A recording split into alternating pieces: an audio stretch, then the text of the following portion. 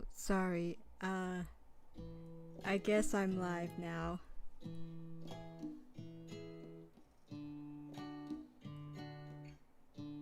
Okay, so I'm kind of picking up where I left off last time.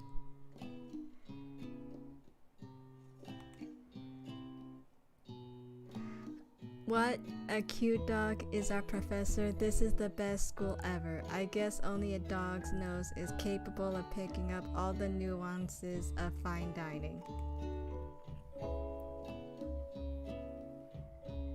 Out of nowhere, wind begins to rush around as a swirl of cherry blossom petals fill the air inside the classroom.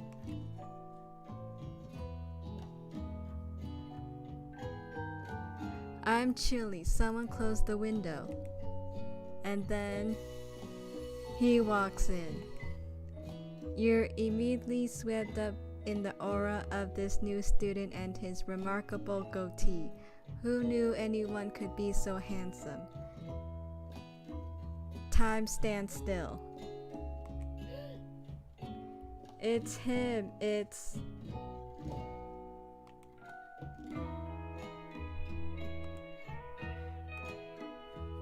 If it isn't my favorite student, Harland.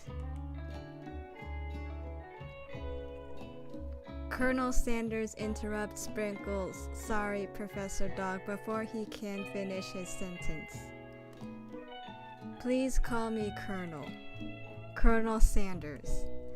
A hushed murmur rolls through the classroom as Colonel Sanders walks down the aisle of desks. Suddenly, the room is sweltering.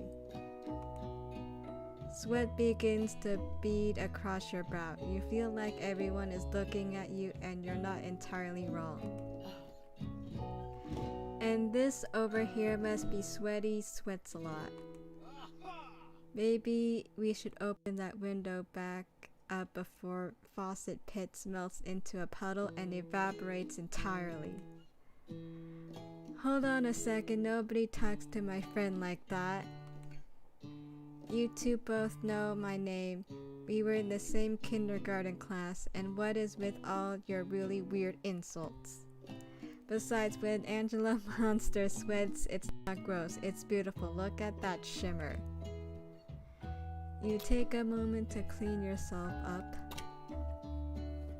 It's a good thing you didn't forget about that deodorant this morning. This classroom is hot, hot, hot.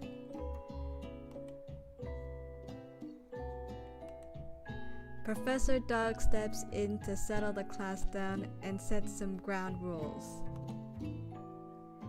Welcome to University of Cooking School Academy for Learning, the greatest culinary academy in the world.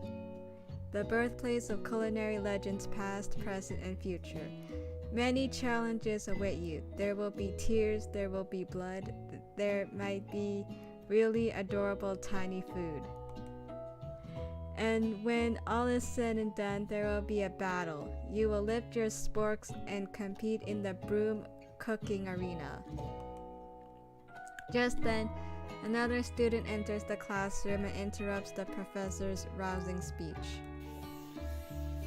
Hi guys, sorry I'm late. I hope everyone had a good summer. I really miss... Quiet! Late to class is bad enough, but interrupting my monologue? You're on the fast track out of here, young man. Are you sure you're even in the right place?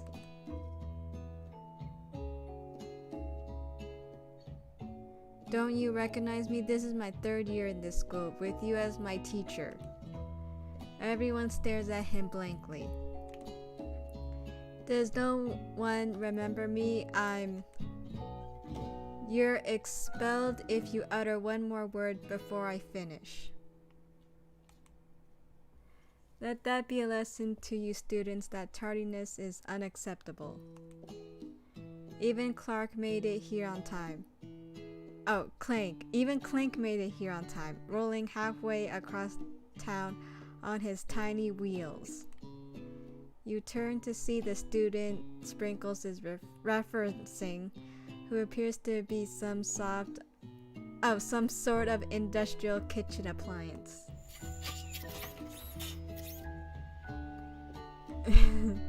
The class bursts into laughter. Oh, Clank, you rascal. Sprinkles walks in the classroom as everyone stands in silent obedience. When he gets to you, he lifts his nose into the air and takes a deep sniff.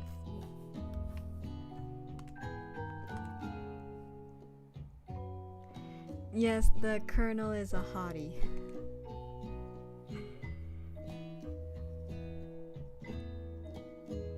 Okay, so he takes a deep sniff. Your diet is lacking. Based on what I'm picking up here, you definitely need a multivitamin. You should be taking better care of yourself. You've never had a talking dog as a teacher before, but Sprinkle's reputation for being smart but tough is well known.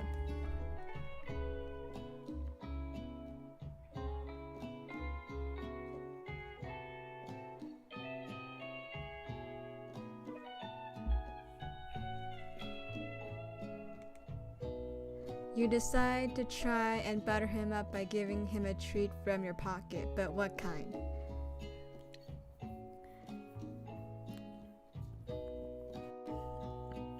Okay, let's try this beef treat. You reach beneath your apron and return with a small bit of beef jerky in your hand. Sprinkle's eyes go wide and he locks onto it. Beef? Are you trying to give me a heart attack? I would never eat that. You clearly do not belong here. Please remove your apron and then remove yourself from this class and this school. Oh, okay. Let's try again.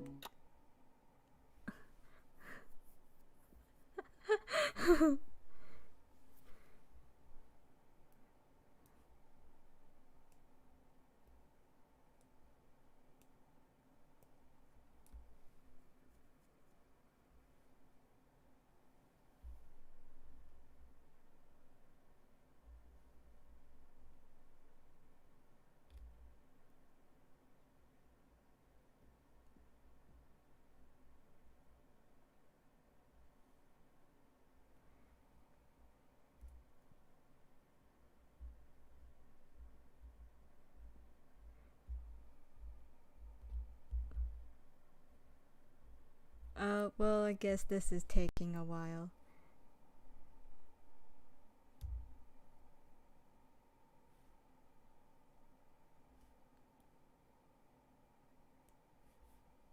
I wonder if it will sort itself out.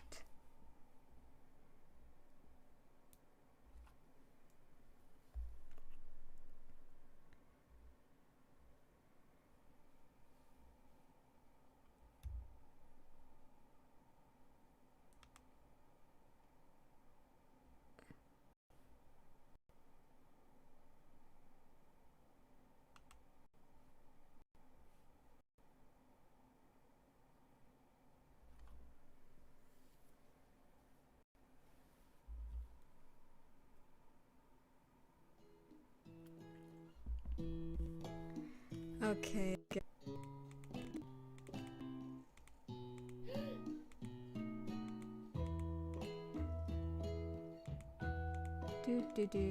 Skipping through this again.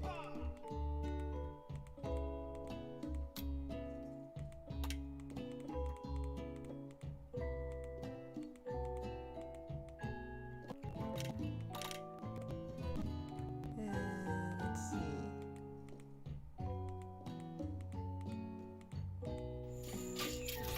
The robot guy. Okay. Okay. I've caught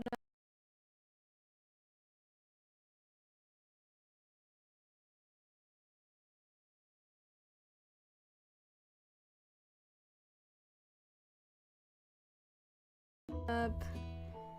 So I guess I can't give him the beef treat.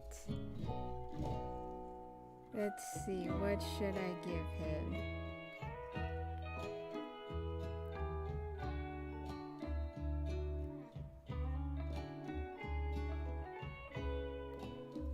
Let's see.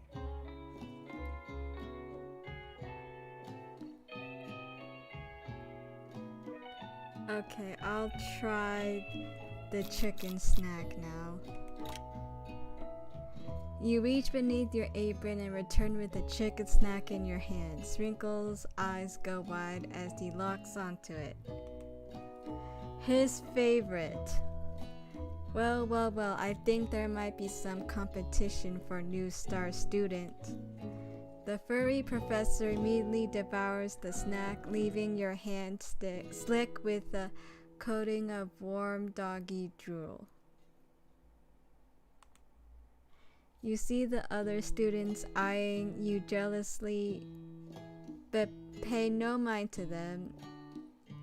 If they wanted to succeed in life, they should have learned the importance of carrying a range of dog treat flavors on them at all times. Settle down, young chefs. Take your seats and prepare to have your minds open to the amazing possibilities of culinary creation. As everyone rushes to claim their favorite seats, you left standing at the front of the room. Only two options remain. Hey, Angela Monster, there's a seat here. It seems that no one has claimed this seat next to me if you're interested.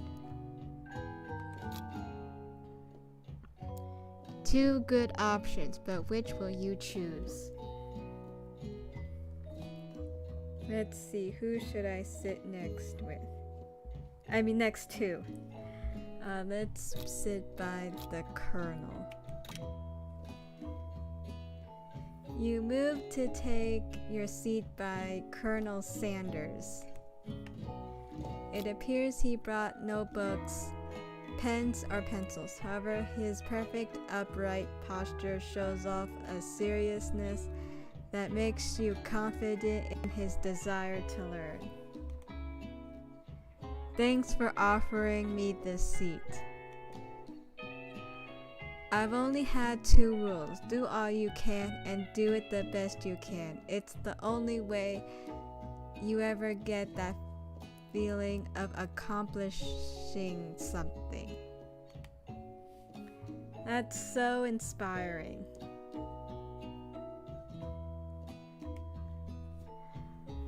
A little off topic if you ask me, but okay.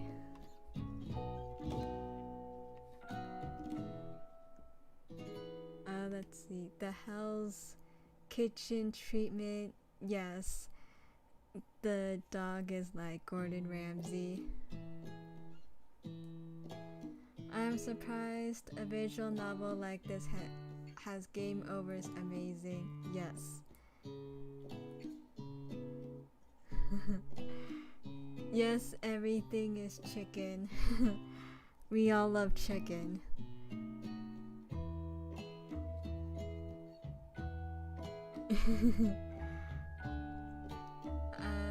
That corgi do be looking kind of cute though. Yes, it's very cute. Wish I had a furry professor. Me too. As soon as you've settled into your seat, the professor makes an announcement. Think fast, it's time for a pop quiz. Yay, a pop quiz about me. This incredibly important and surprisingly short quiz will tell me if you are ready for a life at culinary school. Keep your knives sharp and your focus sharper. Here comes question 1. If train A is traveling to point B and train B is traveling to point A, how important is it to wash your hands before cooking? This is a strange question.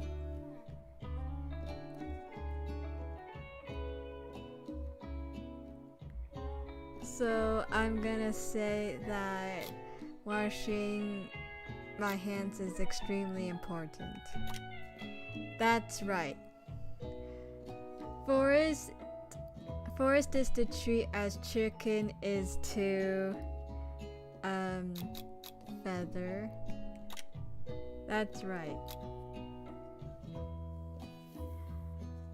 What is the most efficient eating utensil ever created? A comically oversized fork, a meat tenderizer, or a spork? I would say it is a spork. That's right. Do you guys like using sporks?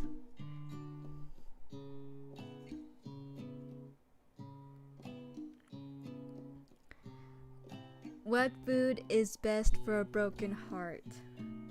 Anything as long as prepared with love and not too much salt, camel meat, or a pancake that looks like a silly face. Anything as long as it's prepared with love and not too much salt. That's right. Is Sprinkles a good boy?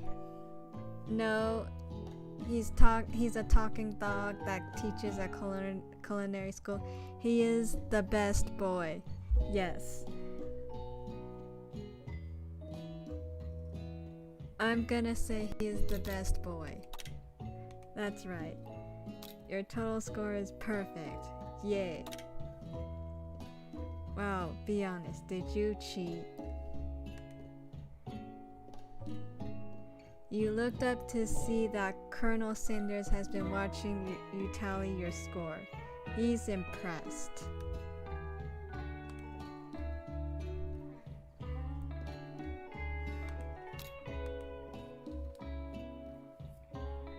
I know we just met, but I have to confess.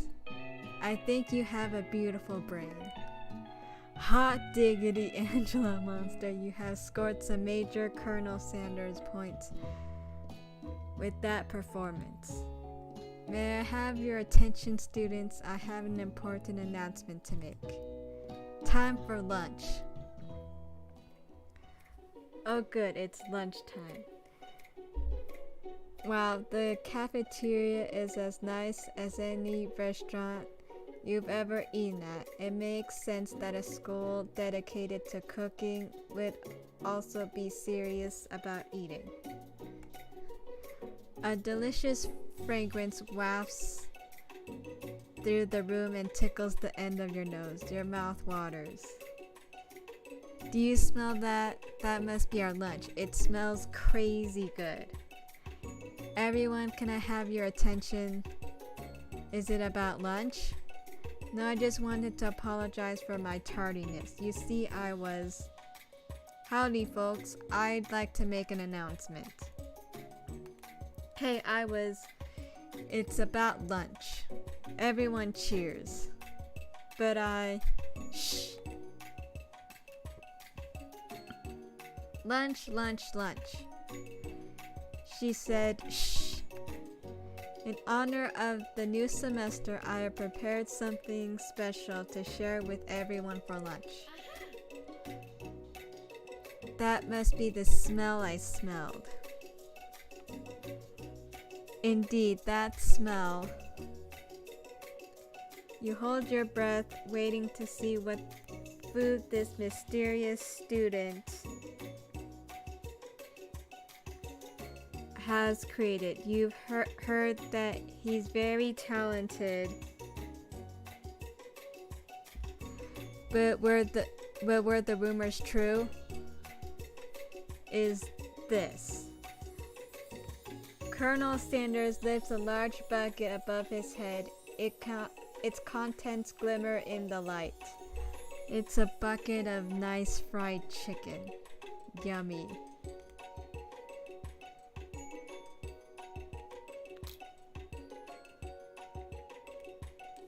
Piled high are huge pieces of chicken, breaded and fried to a crispy golden finish.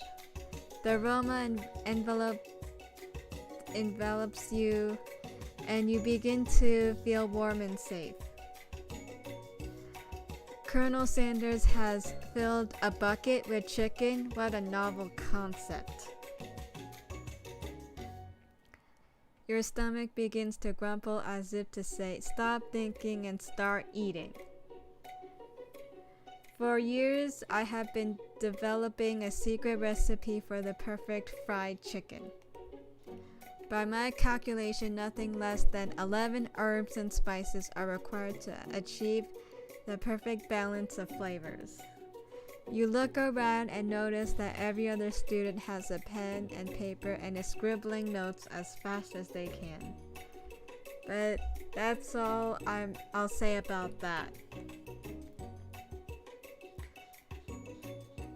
What, you think we want your stupid secret recipe, dude? Pshaw.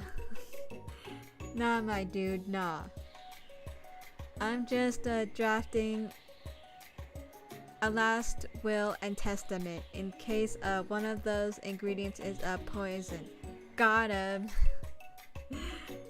He looks around nervously to see if anyone else is laughing at his sick burn. You wait to see what zinger Ashley has prepared to follow up, but she suddenly takes a different approach.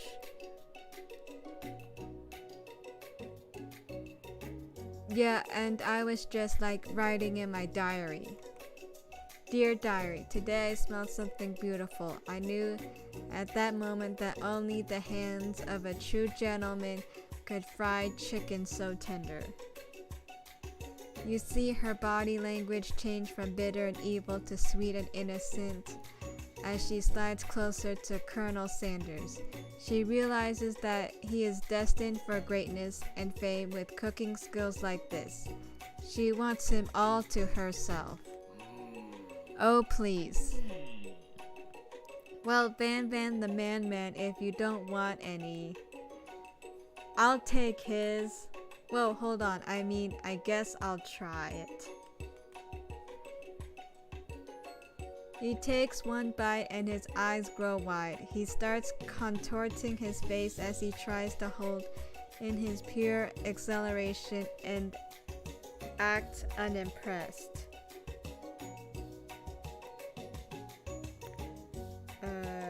Awesome.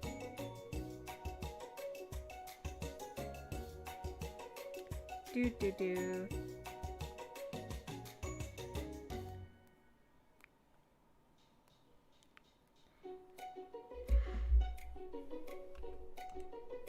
Easy now, there is enough for everyone. Please, my fellow classmates, dig in. You take one of the pieces of fried chicken out of his bucket and sink your teeth into it. It's amazing. Tasting Colonel Sanders' food transports you to another dimension.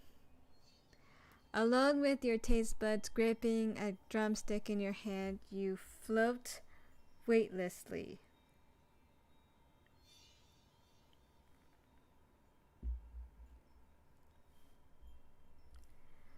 So I will be focusing my mind and meditating on this moment.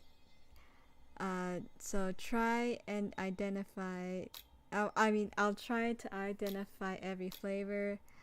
Let's see, savor the moment and everything that it tells you about Colonel Sanders' culinary heart. Swim towards the light. I'm gonna focus and meditate. Okay.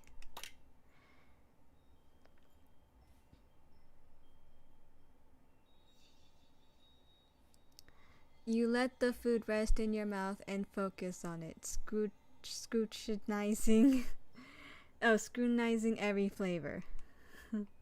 Salt maybe? Pepper? Too obvious? Oregano, basil maybe, but there's something else. Something dark, something spicy. You dig deeper, deeper, deeper.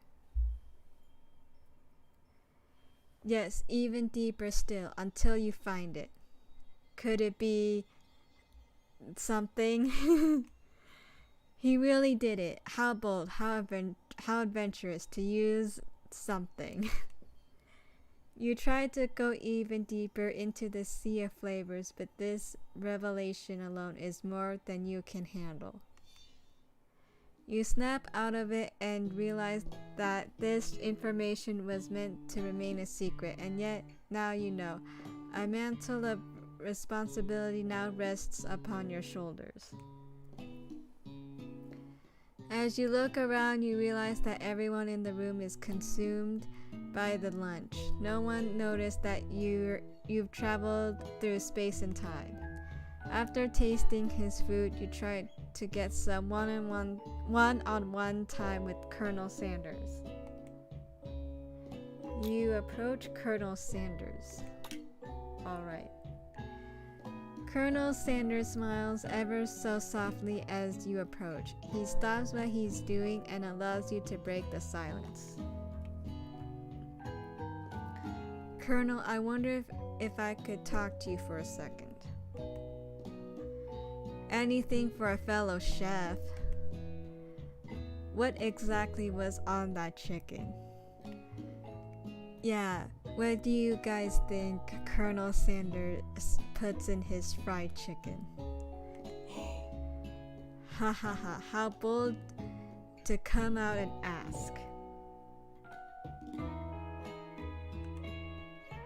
It's an idea I had for a new combination of flavors that will make me my fortune and establish my legacy for all time as I open a chain of highly successful fried chicken restaurants. No big deal. It's just you and me here talking. I can keep a secret. In fact, I've got some of my own that I'd be willing to trade. What's the rush? The semester is only getting started. We've got 2 more whole days to get to know each other.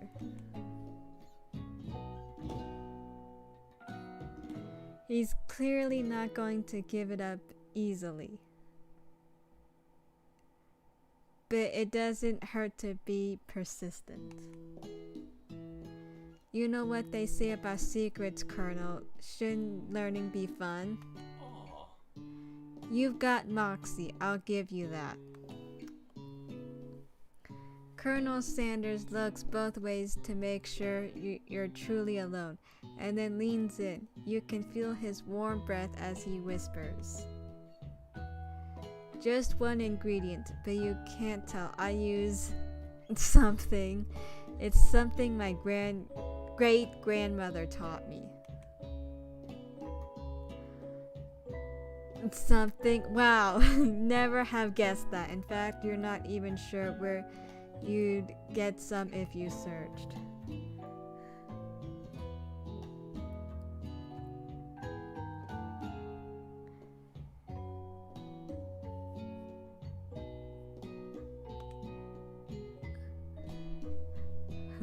My boy's got some jacked forearms. It's turkey. Yeah, the Colonel is very sexy. I was thinking that maybe Colonel Sanders uses like a 5 spice, or maybe gravy.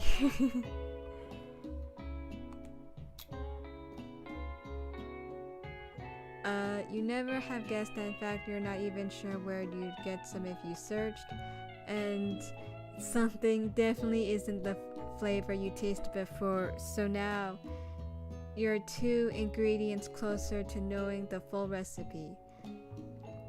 But you don't tell Colonel Sanders that. While you're wrapped up in that huge revelation, you notice that Colonel Sanders has disappeared.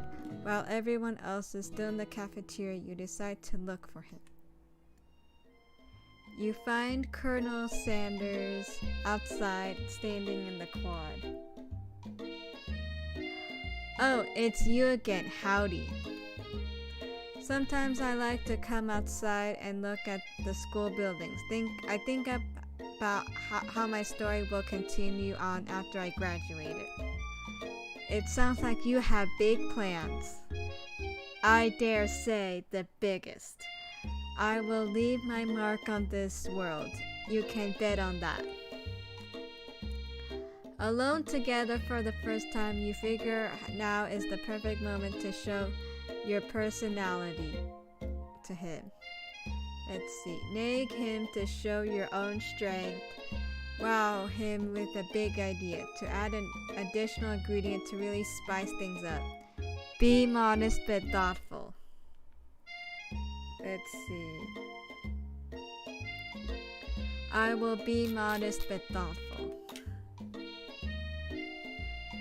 Well, I just wanted to tell you that I really enjoyed your food. Now you've got his attention. The flavors were complex but comforting.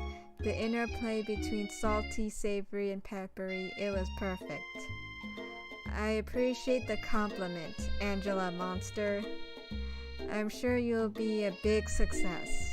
I know we've only met today, but I'm starting to get the same feeling about you. We should head back inside. The next lesson starts soon. You step into the massive cooking arena where the afternoon lesson will take place. Each student gets an oven and all the tools and ingredients they could need. Look at this place. It's magnificent. Finally, we get to show our stuff. Wait a second. Oh no, we have to show our stuff. What if I totally blow it? You're not going to blow anything, except maybe kisses to the crowd of fans you're going to earn with your signature adorable tiny food creations. Welcome, students, to the cooking arena. For today's lesson, we'll be cooking with partners. Hurry up and pair off. Naturally, Miriam looks over at you, but unable to control yourself, you pounce on Colonel Sanders. Wow. I really love Colonel Sanders. Whoops. Hey, Colonel Sanders, wanna be my partner? Sure, Angela Monster. I'll prepare our station. Without you as a partner, Miriam is left standing all alone. Aw, poor Miriam. She got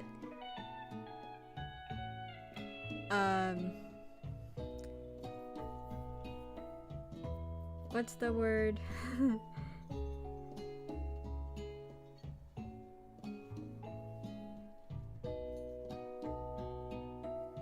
I mean, I guess she got left out.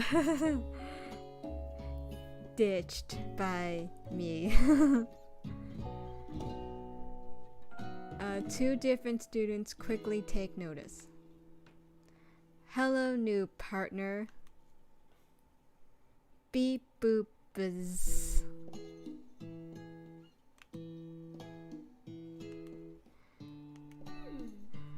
Oh my, two potential partners. I'm so sorry, gentlemen, but I don't know who to choose. It looks like you'll have to pick for her. Friend duties can be a little awkward, but that's the price you pay for not being alone forever. Who do you want to ask to be Miriam's partner? Pop or Clank? Okay. Let's choose the robot guy. Sorry, Pop, but I think Miriam will be partnering with Clank today. It's okay, I already ate. It's not entirely clear if Pop has any idea what the point of school even is at this juncture. Clank, Oh, now Pop is alone, I guess. Clank is clearly excited to have some attention. He heats up and begins to roll back and forth. Warp, warp, warp. Hold on there, fella. We don't even know the assignment yet. Technically, Clank might not have a face, but there's something charming and earnest about him. Bizzed. Tissue, I hardly know you. Aha, ha, ha. Clank judders and a panel shakes loose. You get the impression that this is a sign of affection. Looks like you two will be fine. Now it's time to focus on your own cooking classwork. Alright, you two, for today's lesson we're going to keep it simple. Pick a basic dish and divide up the steps. No chef is an island. It takes 2 flints to make a fire. You get the idea. Which dish do you suggest to your partner, Colonel Sanders? Let's see. Your grandmother's mashed potatoes and gravy. Using octopus will blow Colonel Sanders' mind. Steak tartare seems easy enough. It's fancy and you don't even need to cook it. So, do you guys like steak, octopus, or potatoes and gravy?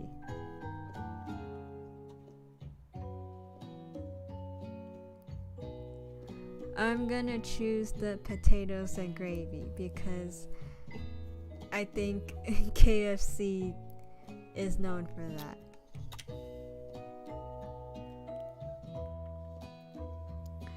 I've always been something of a down-home chef. I was thinking we could make something warm, inviting, and comforting. Maybe mashed potatoes and gravy. I couldn't imagine one without the other.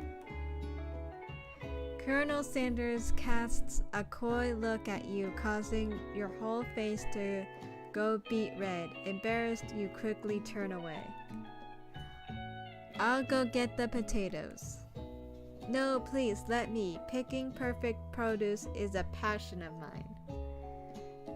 Wow, say that 5 times fast.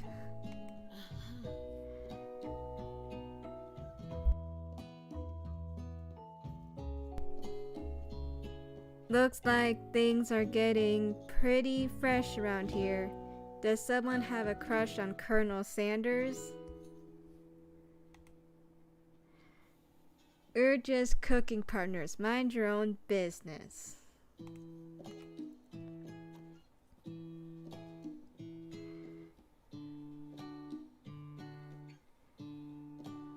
Yes, can't beat potatoes. Beans. I like beans sometimes. Sanders' heart is my business, and you'd better keep your fingers off of my man. Did someone call for me? Oh wow, that's loud. No geez, Van Van. While I'm over here crushing Angela Monster's dreams, you're supposed to be taking care of our classwork. That was the deal, remember? Colonel Sanders returns, arms full of peeled potatoes. He tosses them into boiling water and turns his attention to you and your old friends. Oh, howdy there, Ashley Van Van. Are we working in a quartet instead of a duet now? Actually, no. It looks like Angela Monster was struggling, so we offered to give them a hand. You know how it is. These young amateur chefs need a lot of mentoring. I was going to say, Colonel Sanders, maybe I could also teach you a thing or two about fancy food.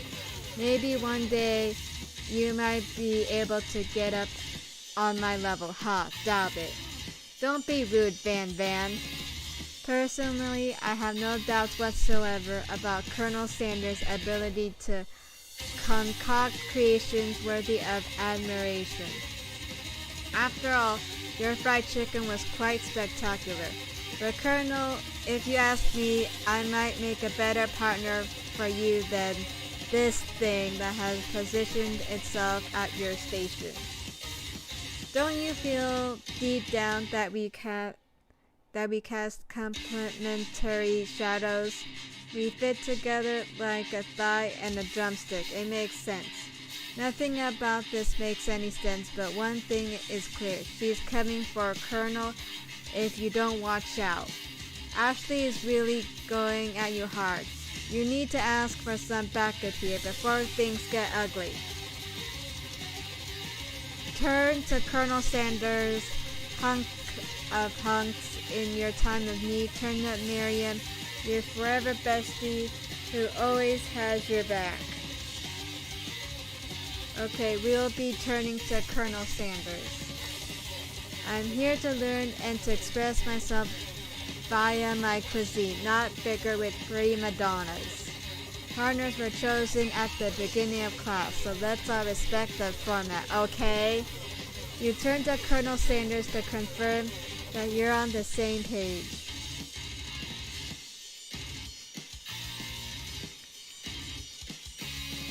I chose Colonel Sanders and Colonel Sanders chose me, isn't that right?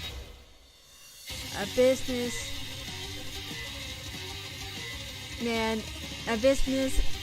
businessman respects all fair agreements, from contracts to handshakes. I took on Angela Monster as my partner for this activity, and I stand by it. Oh, hi, Andrew Ryan. Thigh and drumstick yum. Yes, it's very delicious. Based on your team's behavior, I'd say you're perfect for each other. Neither of you has Angela Monster's natural talent or their loyalty. Being defended by Colonel Sanders leaves you feeling proud and full of potential. You look for Sprinkles in hopes that he might step in, but he's nowhere to be found. Darn those cute corgis and their short but sturdy stature. Difficult choice. Yes, it's a difficult choice. But Colonel Sanders is the one. You look down at your station and realize that in the tension of the moment, your hands have been cooking on autopilot. Distracted by the drama, you recently crushed the boiled potatoes into a perfectly creamy mashed texture, with plenty of butter and cream for flavor. It's as if your natural passion guided you through the steps you know so well while your attention was elsewhere. I know just what to do. Colonel Sanders extends his hand. He's holding a beautiful white porcelain gravy boat, out of which pours a smooth brown gravy, smothering your nearly finished potato dish. Oh, it's the yummy gravy. I mean, not gravy, mashed potatoes. Oh, wait, I mean both. Gravy flows down the mound of mashed potatoes. The results look spectacular. Granny would be very proud. Colonel Sanders holds a spork out to you. You reach out and grab hold of it, but he doesn't immediately let go.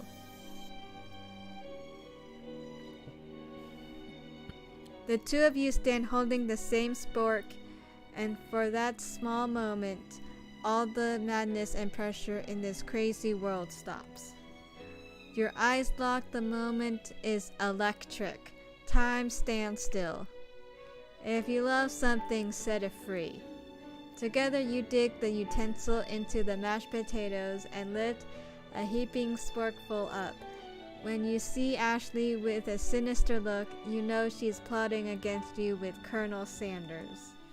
And then filled with rage and without thinking, you fling the sporkful and that of mashed potatoes right into Ashley's stupid, beautiful face. Van, do something, do something. Scooping up a fingerful, Van tastes the dripping mashed potatoes and gravy and realizes that it's delicious. Horrified by this revelation, he slinks away.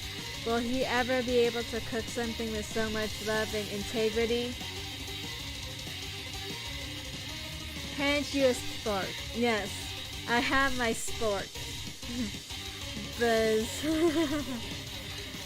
Hold on right there, Angela Monster. We do not waste food in the broom cooking arena. Colonel Sanders, I expect better from you. If you throw one more spoonful, you'd both better be prepared to eat it from wherever it lands. Can I have potatoes, face? Van rushes back over a covered dish in his hand. Mashed potatoes with gravy? Pathetic. In just a few minutes, I prepared a full meal. Gaze upon my specialty, braised tentacle of octopus in my silky saltwater sauce. Plated on a battle axe blade forged by Supreme Chef ancestors. Wow, look at that huge blade.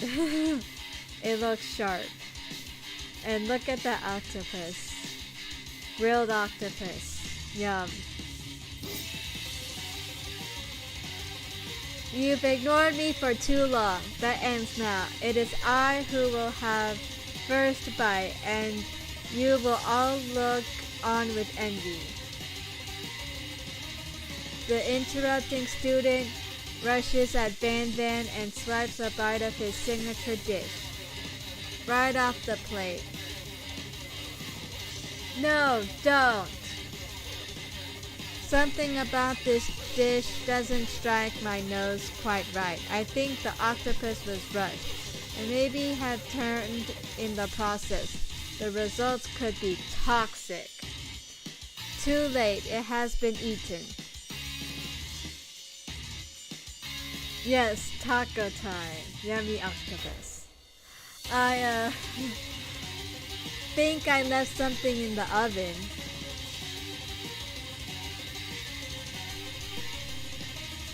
This is combination KFC and Taco Bell now.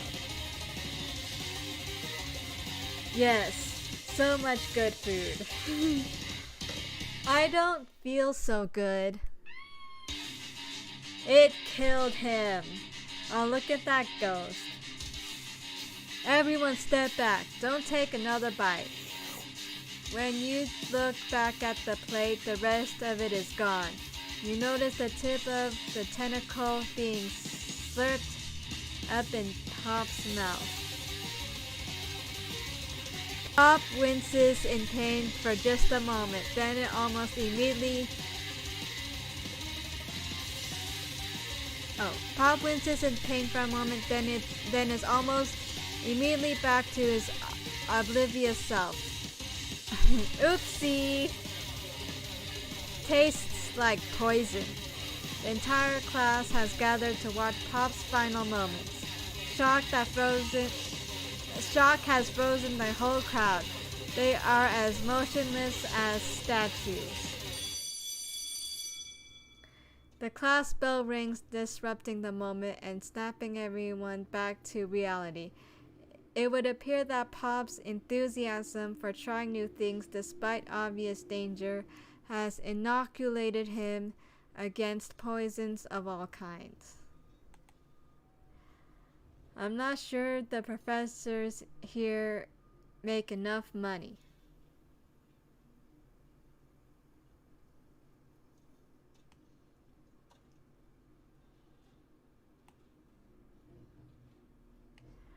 Why do my comments about Ashley not show up on the screen? Is the word censored? I have no idea. I tried writing pooping earlier in the comments and it wouldn't show up either. I'm not sure if YouTube censors comments, to be honest.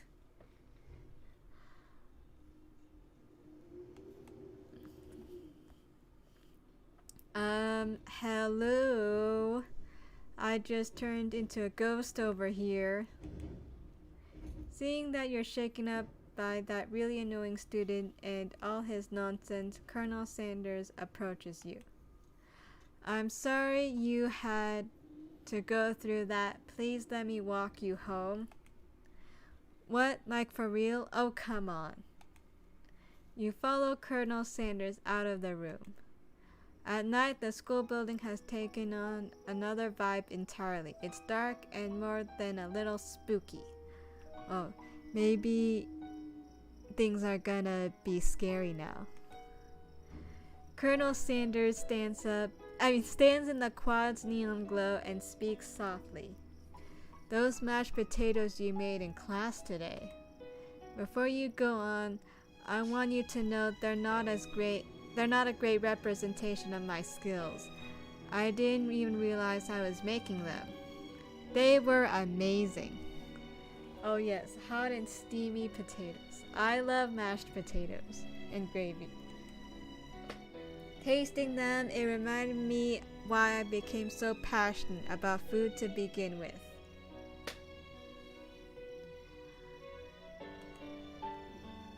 Colonel Sanders is getting choked up. Cooking is obviously more important to him in a way that you find inspiring.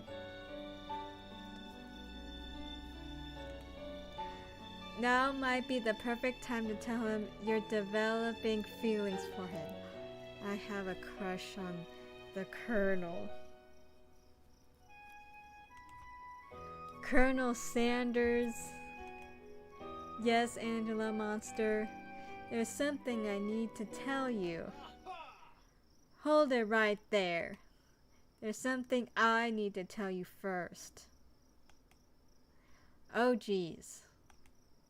You see, when I was just a boy, I had a dream that one day I would be the greatest chef the world has ever seen.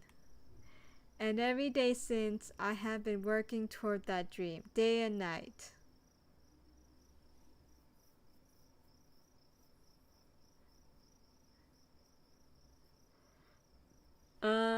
I'm not sure. Let me type in hot. Hot?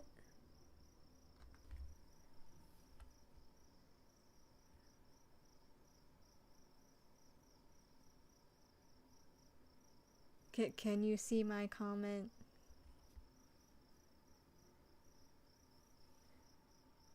I'm pretty sure it works.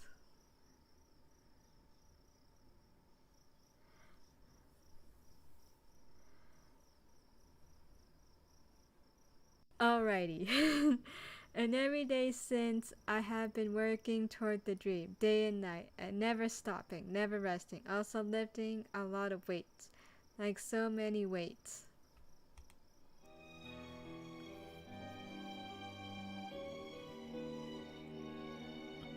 I hope the comments are working.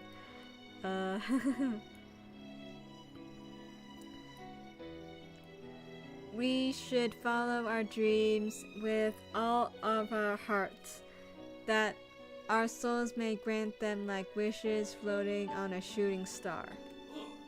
Hey, no, you. Shut up, I'm the only one.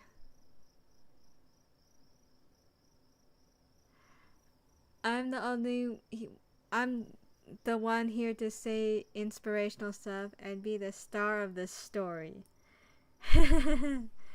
Is it the combination of words? I don't think so.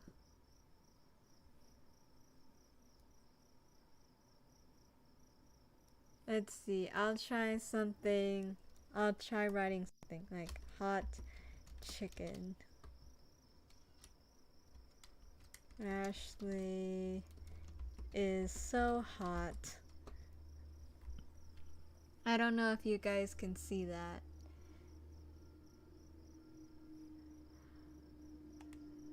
Are we forgetting that your cooking literally killed a guy? You can't prove that.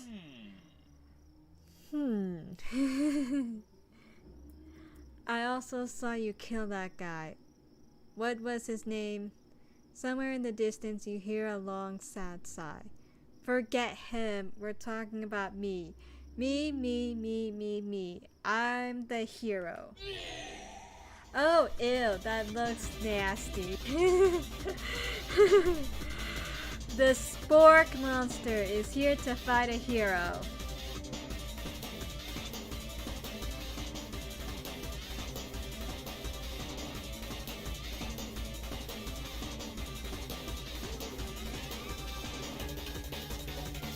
I think I left the fridge door open. Later, nerds.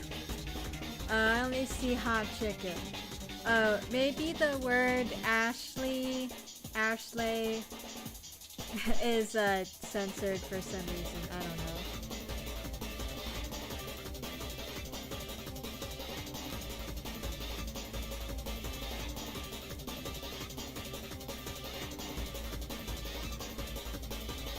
How dare you threaten me just as I was letting down my guard and connecting with another chef on an emotional level.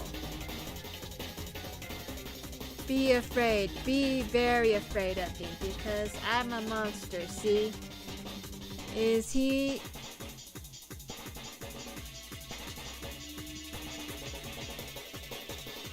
he's rhyming on purpose or is that a coincidence? Epic spark funny. Yeah, but he looked scary. Would give loving head pats. Yes.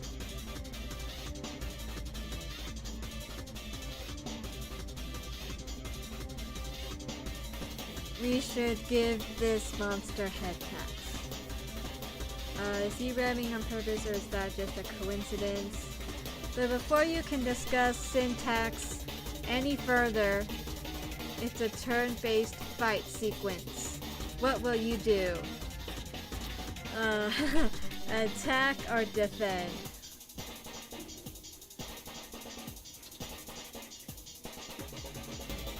Okay, let's attack this monster. You decide to go on the attack. Which attack will you use? Cook with love. Cook with love does 1 damage. It just got real. That attack really upsets Spork Monster. Spork Monster goes on the attack. They spit hot gravy at you. You take 1 damage.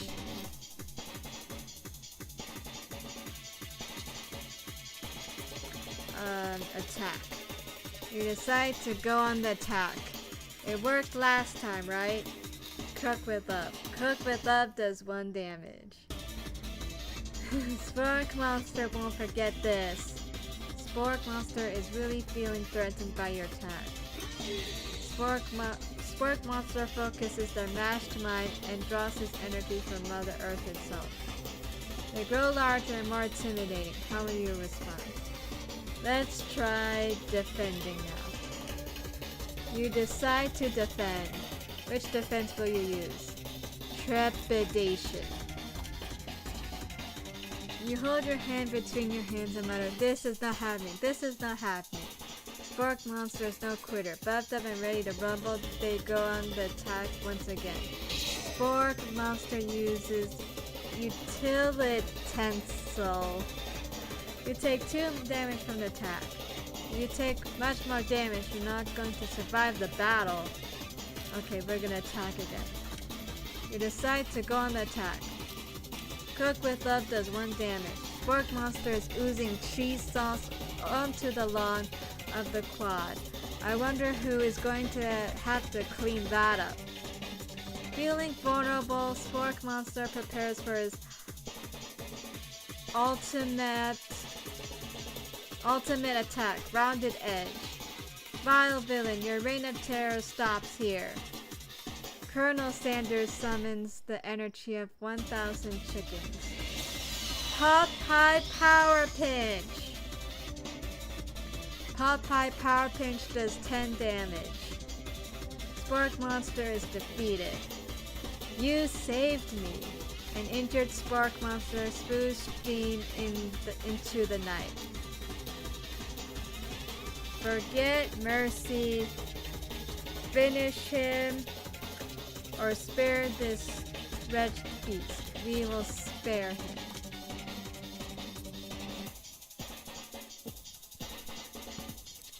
You manage to tamp down your disgust at the sight of this gnarly beast long enough to realize that he is still a living creature with a pure soul, who deserves your pity, not your wrath. Be gone, beast, and don't you dare come back for a follow-up encounter tomorrow. I won't forget this, and I certainly won't be back like you said. The Spork Monster scuttles off into the night. The defeated monster left behind a special item. It appears to be a cookbook.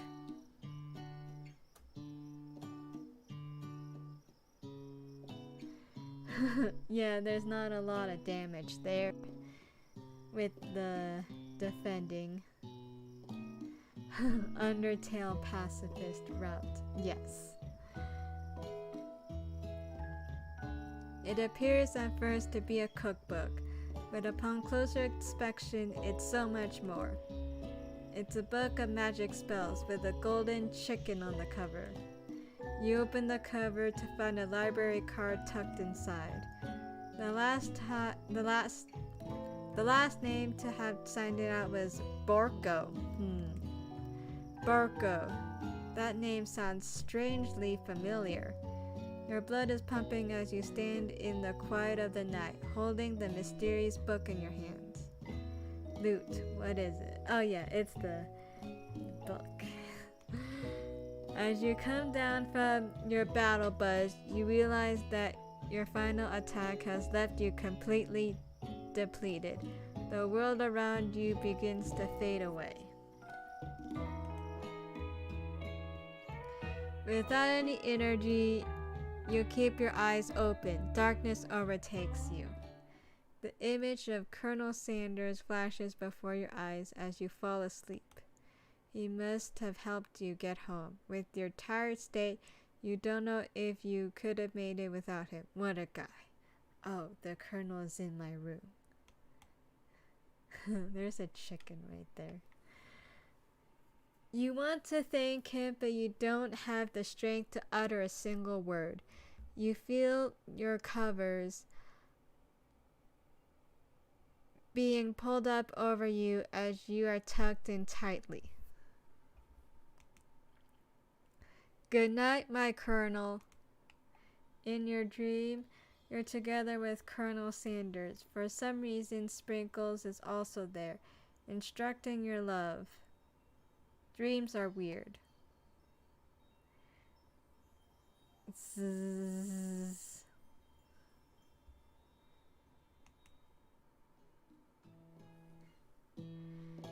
You awake on day 2 and attempt to process the wild visions you had. Were they memories or premonitions?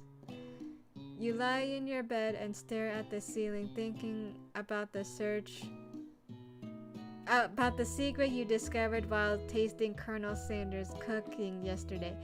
You can't believe he really used something. And then there was that secret ingredient that Colonel Sanders went ahead and told you outright. Not much of a secret, huh? It's probably just because he already trusts you so much. Sure, that makes sense. We'll go with that. You meet up with your bestie in front of the school. Before you can tell her about the encounter with the Spork Monster, she launches into a story of her own. Okay, I know this might sound a little strange, but I think I might like Clank. Like him as in like? I know it sounds like it's moving too fast, but there's something about him. I like him. Like him. we got to talking after class, and he's actually a totally sweet guy. Not only that, but he's really smart. He told me all kinds of stories about Colonel Sanders. Did you know that Colonel Sanders was the most popular kid in high school? No, but that does make complete sense. Yeah, but he was so popular that he was voted prom king at a school he didn't even go to, and was also the convertible that he was voted prom king at a school he didn't even go to, and was also the convertible that he himself rode in at the front of the homecoming parade. I'm thinking maybe something got lost in pressure cooker language translation there. Either way, maybe it'd be best if you took it slow with this new boy, like I am with Colonel Sanders. You and Colonel Sanders, the coolest guy in school, the most famous student to ever attend University of Cooking School Academy for Learning. You're a thing now? We definitely connected yesterday. Ah ha ha ha, sure you did. You're great. Why wouldn't he be into you, I guess? Laughing at the implication that you and Colonel Sanders might be a thing is definitely not cool. You are great. You have an idea about how to improve that your love is real. Well, if he's not into me, why did he tell me one of his secret ingredients? However, you don't tell her that you know a second secret ingredient. A second ingredient too, which you discovered on your own. Your bestie's eyes light up. A secret ingredient? Yeah, I just said a secret ingredient. Is there a dramatic echo in here? Miriam checks to make sure you're alone before continuing. So this summer, while I was on vacation with my family, a lovely man approached me in the botanical garden where I was wandering. This can't be good. He told me all about his passion for spices, secret spices.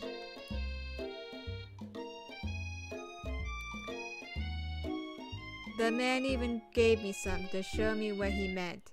He said it was a powder created from super duper rare dried flower petals, and that if I did him a big favor, I could have some of my own. Please, Miriam, don't tell me. So I filled my suitcase with them and brought them home. He was so nice. He even met me at the gate when I arrived. Later, when I cooked with him, a very strange feeling came over me, and the flavor was unlike anything I'd ever tasted. I think you're being very liberal with the meaning of spices here. Whatever, anyhow, we both share an interest in cooking, so we've stayed in touch, like pen pals. I bet he would love to know more about new spices. Well, I'm definitely not supposed to share Colonel Sanders' secret recipe, and besides, I only know the one ingredient, so I doubt it'd be much use to anyone. Please, please, please, it would mean the world to me. No one has to know it came from you or from Colonel Sanders. What do you think? Should you protect Colonel Sanders' secret or share it with your bestie?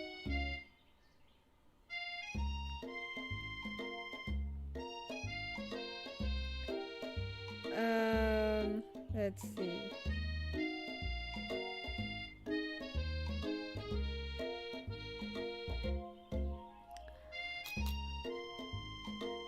Make up a fake ingredient, okay? Or tell her the ingredients.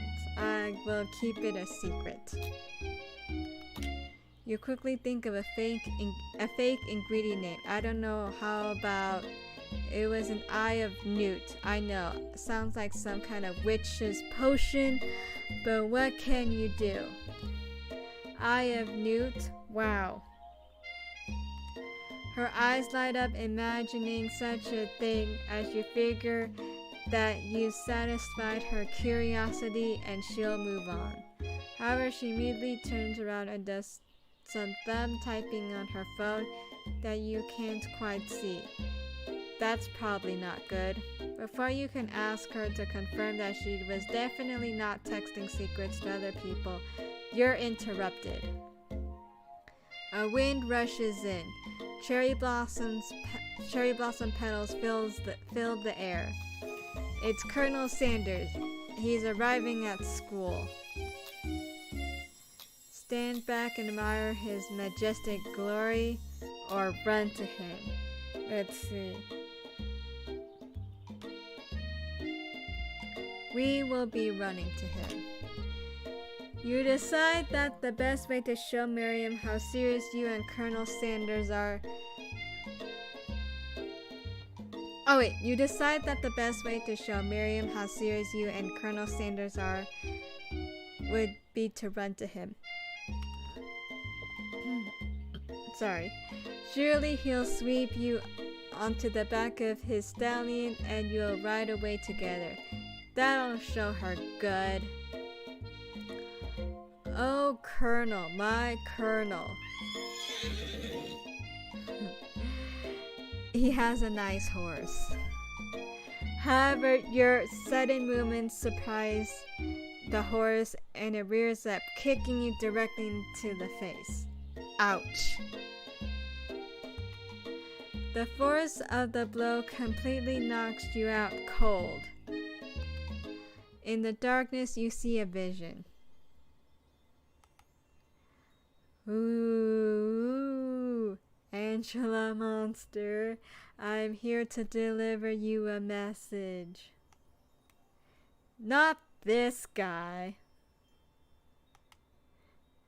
It is important that you remember this exactly as I say it.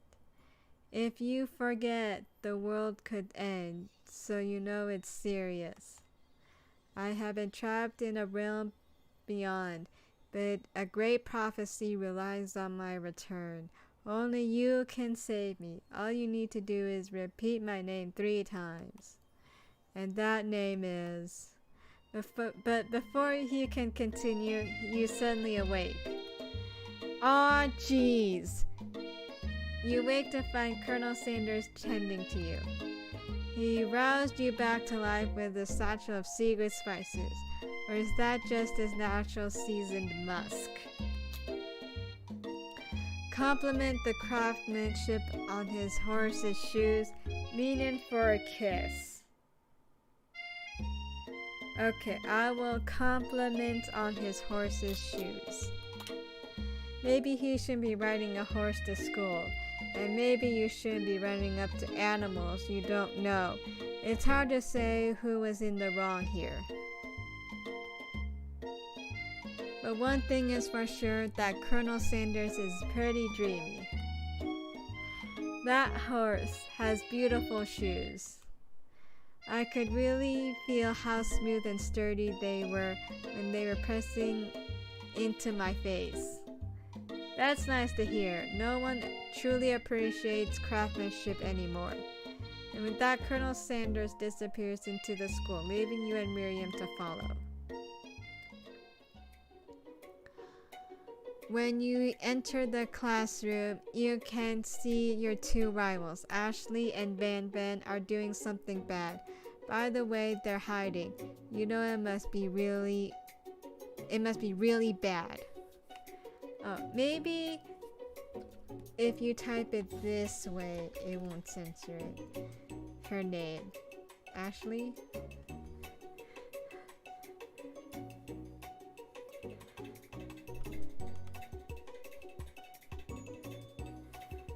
Like counterfeiting recipes bad.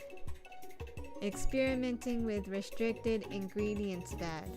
Summoning a demon bad. You try and get a peek over Van Van's hulking shoulder, but he sees you coming. Whoa there, little one. I'm not sure if you're really ready to handle this. Why don't you make like a bee and mind your own wax, honey. Let's see. Tell them to stop acting immature. You're not interested in them. Okay, I will be acting like I'm not interested in them. You sit near the rack to the magic spell.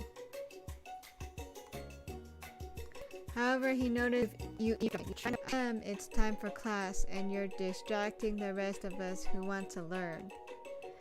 Now you've upset them. Oh, and you're the emperor of cooking, are you? You make the rule, you.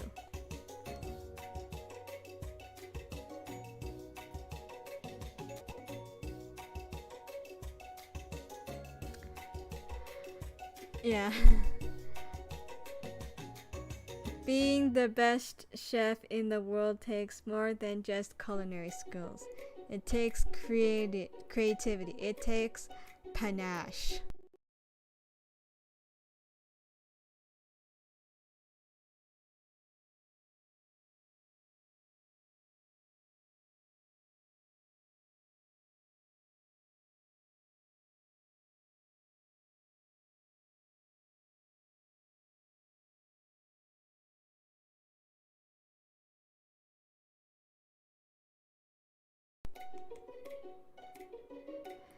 And it doesn't hurt to use a little evil. You finally get a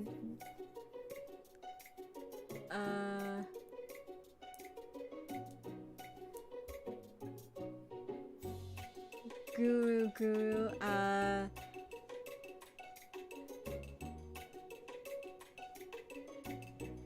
think it's a little slow right now.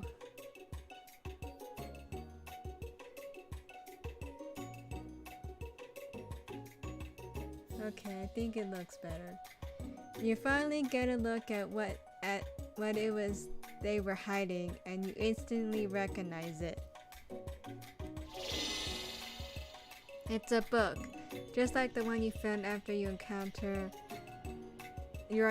with the spork monster. That's the same book that I found last night in the quad. Ashley immediately elbows Van, who hides the book behind his back. I don't know what you're talking about. That book is family heirloom and its contents are secret. Yes, it's back.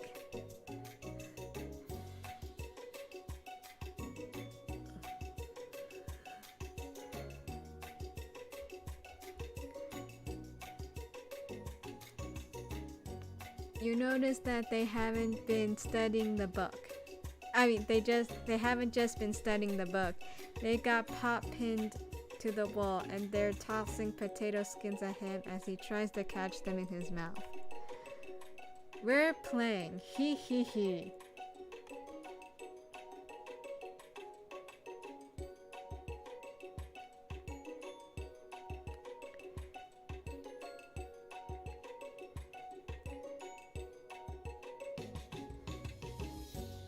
Before you can dig in any further, you're interrupted by the arrival of more students. It's time for class. Beep, beep. Clank must be running late. He's in such a hurry that he rolls right over Van's meaty foot. Hey, watch it, you bucket of bolts. You watch how you talk to him. He didn't do anything. Bizzed womp. Who do you think you're talking to? I've never heard such language, not even from a stand mixer. Womp womp. No, your mother was a stand mixer. Burbust. Van jumps to attack Clank, but Clank shocks Van, sending him flying across the room. Protect me, Colonel Sanders. These crazed men are about to come to blows. I think it must be over for me, but I'm not interested in either of them. Ashley's tone has completely changed in an instant. She bats her eyelashes at Colonel Sanders. Surely he must know that this is a ruse, right? Gentlemen, get a hold of yourself. Save it for the arena at least, or don't. Honestly, what do I care? I've got lofty career aspirations to focus on. Maybe I can help you with your business plan. Just then, Sprinkles arrives to signal the true start of the class day. He's panting, which doesn't seem that abnormal. He is a professor, but he's also a dog. Students, please take your seats. I apologize for my late arrival. I spent the morning chasing a car all around town, and my tiny legs are very tired. But I'm here now, and I hope you're ready to learn. Rub his furry dog belly. He loves it. Sprinkles stops in his tracks and sniffs the air around you. Something has him in a trance. It's the scent left on you from Colonel Sanders. Sprinkles jumps on you and licks your face. Down, boy, down. Off hopping.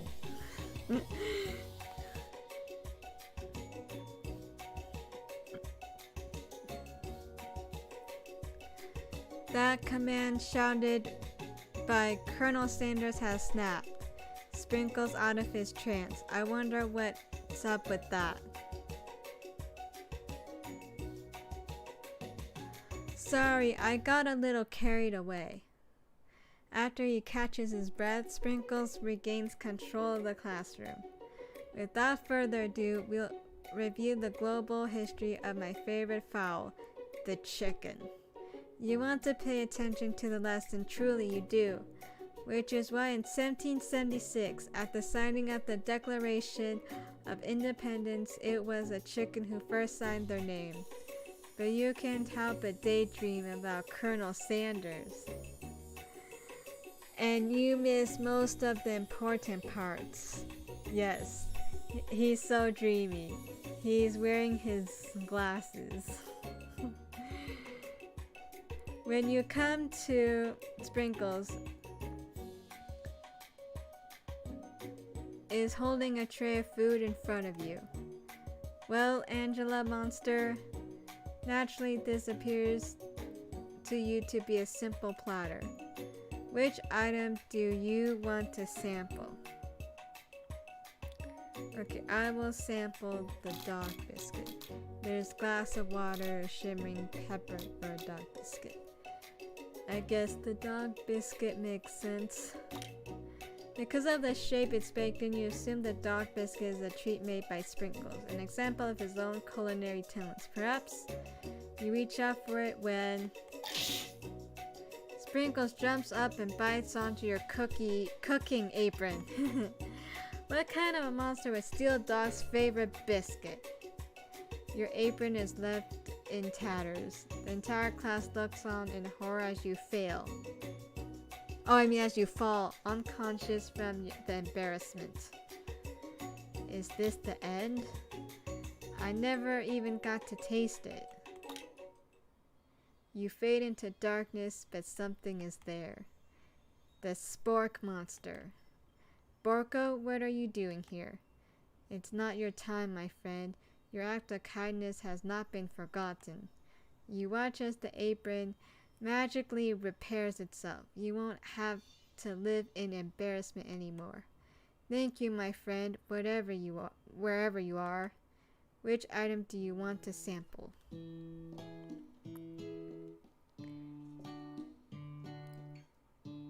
I will sample a shimmering pepper.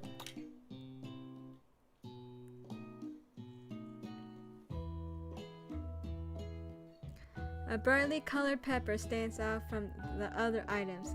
It sparkles in the most eye-catching way, so naturally you reach out, grab it, and eat it up right away. However, your body is not prepared for the heat. Your pepper has triggered an intense spice hallucination. It feels like forever as you trip through the universe. My friend, ooh. This guy again. I'm here to give you an important message. Ooh.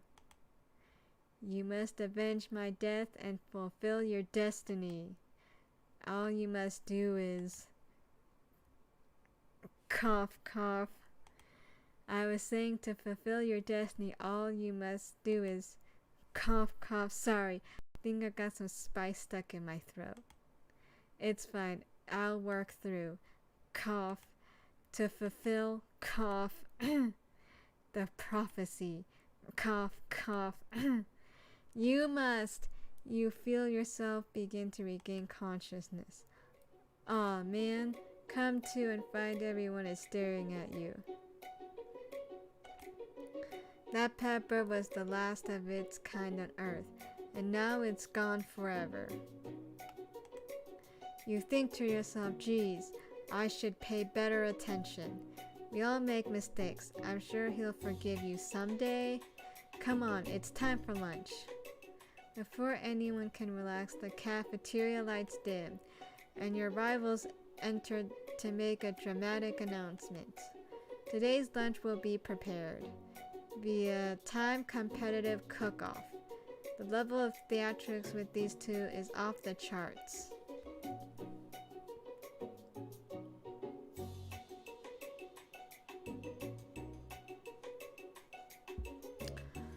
So, the two options are demand that they stop wasting everyone's time, or step up and tell them you're on.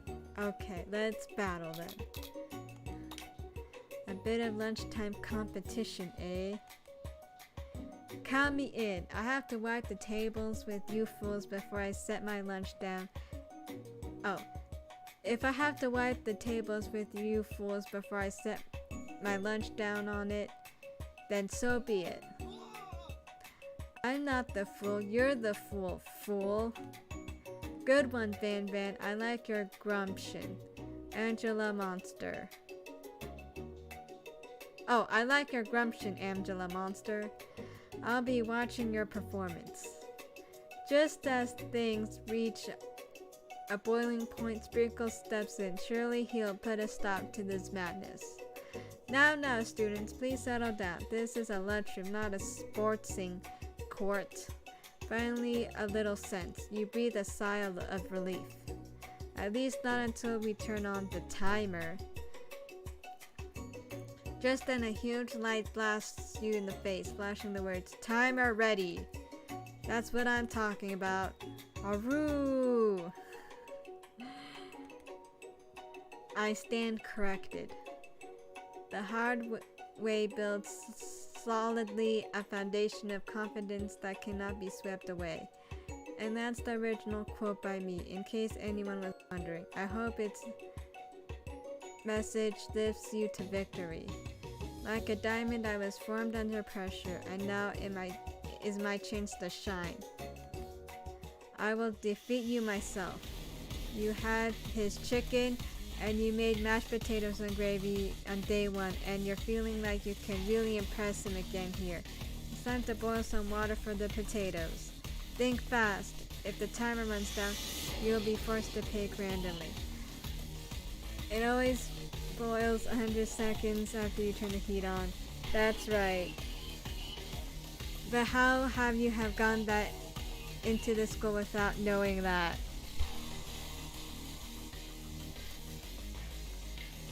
Winner gets to rub my furry belly. Let that enticing offer motivate you. You're going to need to season this chicken before you can cook it. You don't know what Colonel Sanders' recipe exactly, but you have an idea.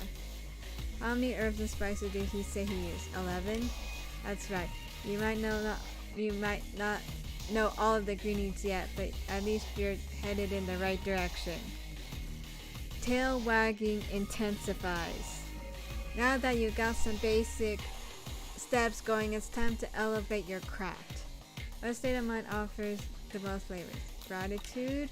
That's right. You must never take this opportunity for granted if you hope to succeed. Your classmates are rooting for you, but Ashley is simply stronger and faster than you. You better pick up the pace if you want to survive. When you were a child, your father told you to never forget where you came from. Every day, you meditate on his advice and draw energy from that place. A small town where big dreams are born. That's right, this is your shot, and you're not going to miss it. Haru! You try to shut out the noise of the arena and focus on your cooking. What is the sign of success? Silence. That's right.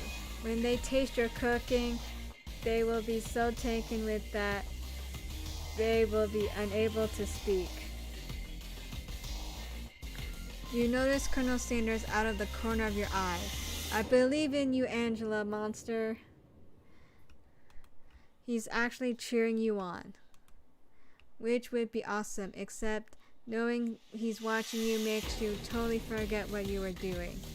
Now all you can think about is Colonel Sanders. How many spoonfuls of gravy? What you were thinking? Get your mind back into the competition. Grr. You're standing on a desert island with only one dessert cookbook. Which do you take? What a hunk. I know, right? You know what? Shouldn't you be focused on a challenge? You're failing behind. What does that have to do with crafting spectacular fried chicken and delicate based biscuits? Woof woof. Wow, this thing is fast. At the next station over, Ashley has already begun plating elements of her dish. It's colorful and complex. To make a type, you toss your biscuit dough into a stand mixer. As you do, the crowd gasps. Yikes. I know you love nothing more than seeing a fellow appliance utilize the kitchen battle, but sometimes that means sacrificing your personal touch. Brrr. You might not have any hands, but Angela Monster does, and a good chef needs to be touching the dough to know when it's properly mixed. There's an easy way and a hard way. You don't get far by going the easy way. When you hear everyone talking, you realize how serious your error was. You immediately shove your hand into the mixer and rescue your dough before it's overmixed. Angela Monster, no! You're not fast enough and your hand gets stuck. It's immediately crushed by the quickly spinning beaters. Oh no, my hand is hurt. There's no way you'll be able to use that hand for the rest of the match. Colonel Sanders shakes his head in shame. What you often find is that the easy way can turn out much more difficult. Everyone stop what you're doing right now. This battle's over. It can't be. I was so close to finishing my dish. Sweetheart, look at your hand. You simply can't go on. Oh, that's too bad. And I am with a completed dish ready to serve. Surely that makes me the winner by default. No. It wouldn't be fair to compare the two on account of Angela Monster's injury. You see Sprinkles begin to lick his doggy chops as he looks onto the dish. But I suppose you should at least tell us what you prepared. Well, because I'm the sweetest, I skip straight to dessert.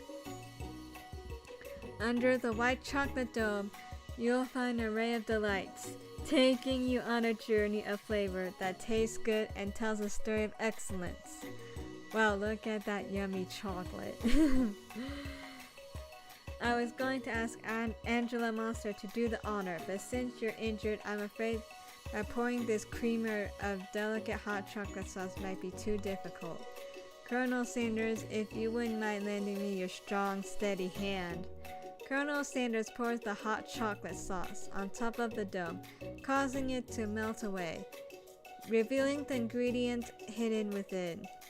Inside, you'll find a delicate fried cheese croquette, atop a nice honeycomb ice cream 2 ways tender nougat, and pearls of blueberry gelée.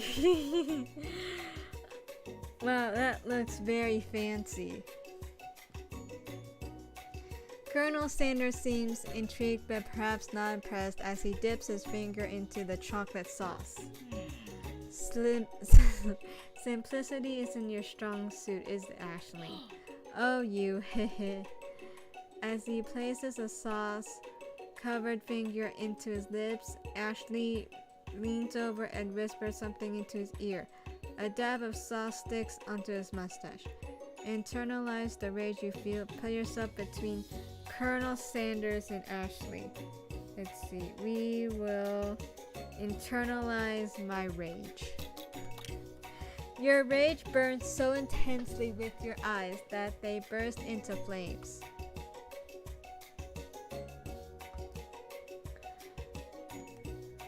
The flames cause your eyebrows to catch fire and turn to ash, and they fall off your face, which means people will have a hard time understanding your emotions for the rest of the semester, perhaps forever. Embarrassed and ashamed by your poor performance, not to mention your crispy fried brow, you run to the quad to be alone. The beautiful weather feels like an insult inside of you. A storm rages.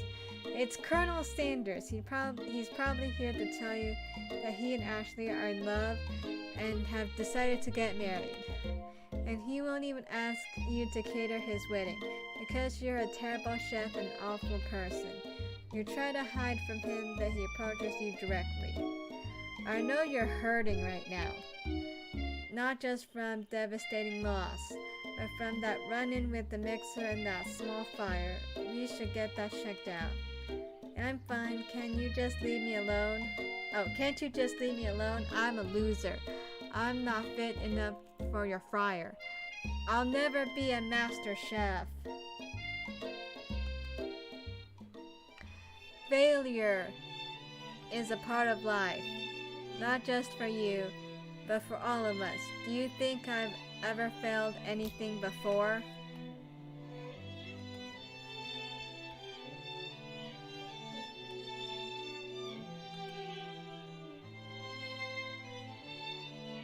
That's exactly what I think. Well, then again, I wasn't always the man you'd see before you enrolled in culinary school. Incredibly handsome, successful, motivated. Well, handsome, sure, I was born that way. But I walked other paths and arrived at dead ends. I was passionate about life. I failed as an obstetrician. I was passionate about justice, but I failed as a lawyer. I was passionate about livestock, but I even failed as a mule handler. That one was especially humiliating. Mules can be so cruel. I lost my business partner to a gunfight. I lost my innocence when I picked up a firearm and put a bullet in my rival. He survived for a while, anyhow. I didn't know. People see my delicate ribbon tie and my well-kept beard and assume that I've got it together, which is true now, but it hasn't always been. Sounds like this guy could really use a hug. I resolved then that I was going to amount to something. No amount of hours, labor, or money would deter me from giving the best I had to give. As Colonel Sanders changes focus, you can see something ignite inside him. A burning passion. One has to remember that every failure can be a stepping stone to something better. My new dream is pure. It's honest. It's something that a humble man in a crisp white suit can be proud of. I will create a new chain of chicken restaurants that will bring joy to the entire world and make up for my past misdeeds. Yay! Just as your moment grows intimate, you're interrupted by a threatening, shadowy presence. Battle scarred from the night before, you prepare for the worst. It's the spook monster. Borko? It is. I know I said I wouldn't be back after the whole fight to the death thing. Maybe you really want maybe you don't really want to see me anymore, but I just wanted to say that I was wrong to attack you, and I apologize. I know what it's like having to always look over your shoulder. Monster problems, am I right? Aw, thanks, Barco. I'm glad there are no hard feelings. Getting jumped by a giant creature in the dark of night can really rile a person up. I also want to apologize for the way I switched right into attack mode. I know you're strong and cooking school can put a person under a lot of stress. I actually used to go to this school. I wasn't always a spork monster, you see. I don't believe it. You were human once? Well, no, I was a golden retriever. But I was still a student until one day some mean kids with a magic spell book cast a dark enchantment on me, and I was forever transformed. A magic spell book? Precisely. I had procured a copy for myself, but somewhere along the way, I've lost it. If you find such a book, I beg of you, respect it.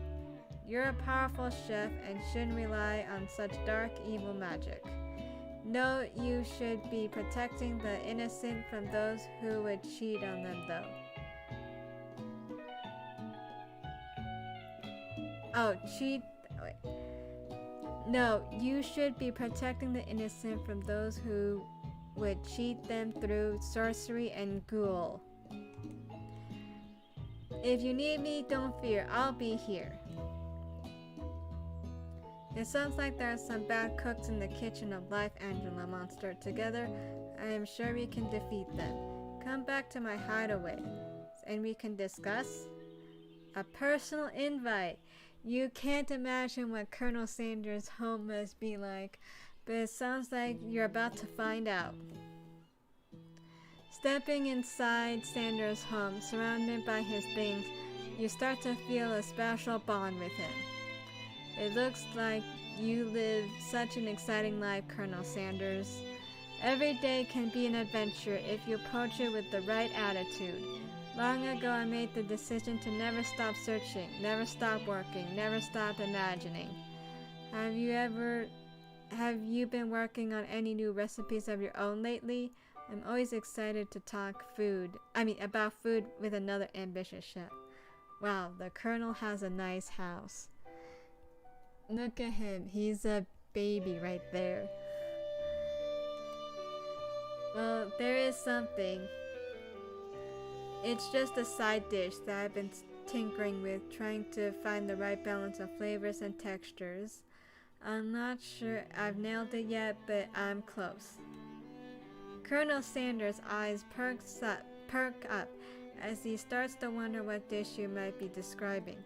It's meant to pair with something spicy or something crispy. Both, perhaps? Now you got him right where you want him. Should you reveal your new creation to him, or keep it a secret just for you? Reveal it or keep it a secret? I will reveal it. You decide that you're ready as you'll ever be to share your original cooking with Colonel Sanders. Before you can talk yourself out of it, you decide to dive in head first. You reach into your lunch bag for a special dish that you've been keeping on ice all day. I present to you my original coleslaw. Oh, look at that coleslaw. It looks so good. The shredded cabbage dish glistens in the light of Colonel Sanders' luxe hideaway. Magnificent! Together you chow down on the amazing creamy Together you chow down on the creamy slaw until just a spoonful remains in the bowl. Do you mind if I hold on to the last bite? I like to have it around so that I can admire its taste later and think back on this moment.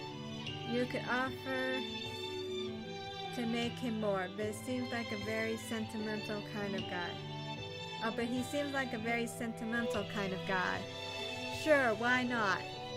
Please make yourself comfortable. I'll be back in just a moment. You realize that now would be the perfect time to do some snooping. Around the room there are various items that you can look closer at. Each item seems to radiate memories and emotions. Tap on an item to discover more about the Colonel. Okay, let's learn more about him. Okay, let's look at this vase. You take a look at a large urn. Oh, it's an urn. Sitting on a nearby pedestal. There's a plaque on it. It's dusty, but when you wipe it off, you can read the inscription. It says, "Here lie the ashes of all my past careers and business failures." Poor guy. Okay, let's look at this picture. An adorable baby boy crawls across the floor. From the goatee and mustache combo he sports, you figure that this must be the Colonel Sanders himself. Let's see, let's click on this chicken. Oh, that, or maybe it's the drumstick that he seems to be waving like a rattle. Who frames a baby picture of just themselves? Probably the same type of person who would make their own face the logo of the company he founded, am I right? Okay, let's tap on this chicken. You notice a very realistic chicken sitting on a corner. When you pick it up, you realize that it isn't just realistic, it's real. Taxidermy must have been important to Colonel Sanders when it was alive. A little note clipped to the chicken foot reads, "The true state bird of the great state of Kentucky." Okay. This must be where he keeps his secret recipe. You think for a moment, what number is important to Colonel Sanders? Then it dawns on you.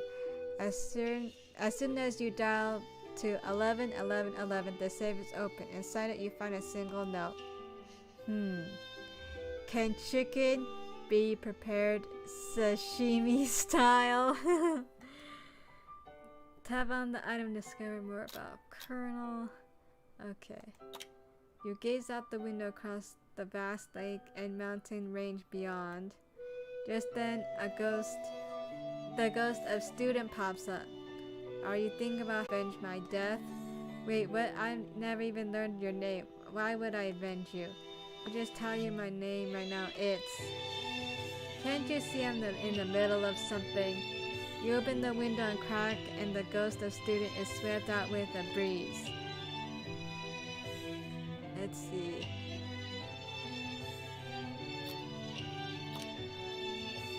A scented candle. You picked it up and tried to identify the smell. Power tool. Freshly starched collar. Piece of wood floating in a lake. No, it's one of... Let's see. The photo appears to be Colonel Sanders, except he's an old man visiting the pyramids of Egypt.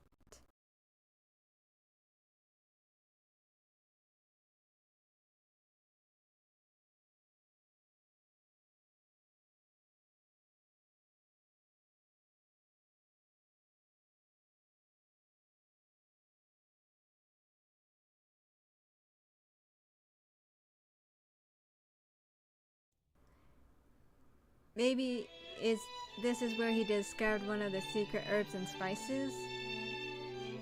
Okay, let's tap on this. One of the framed photos shows an old man who looks a bit like Colonel Sanders standing with a friend. They hold fried chicken drumsticks and appears to be cheersing them. You look closely and see there's a short inscription. I wonder who my friend Pete is. Okay, let's tap on the door. You open the door to find Colonel Sanders' closet and find a row of his signature white suits hanging within. You take one off its hanger and try it on. The jacket is a big for you, but it's soft and comfortable. You give yourself a deep hug, breathing in his scent. Then they say that home is where the heart is this what they mean? Is this what they meant? Before you can look any further, you hear Colonel Sanders returning. He has a new dish that he has been working on and he wants you to taste it. You try to act casual until he asks you why you are wearing his jacket. I don't usually loan those out, but I must say, it does look good on you. Oh crap, the jacket. You forgot to take it off. Okay, let's see. You decide that now is your moment to make a big move. You tell him you're cold, or you fess up and tell the truth. Okay, I'll fess up and tell the truth. You confess. I think I've developed feelings for you. I might be developing feelings for you too, but I'm concerned. I can't let anything get in the way of my dreams.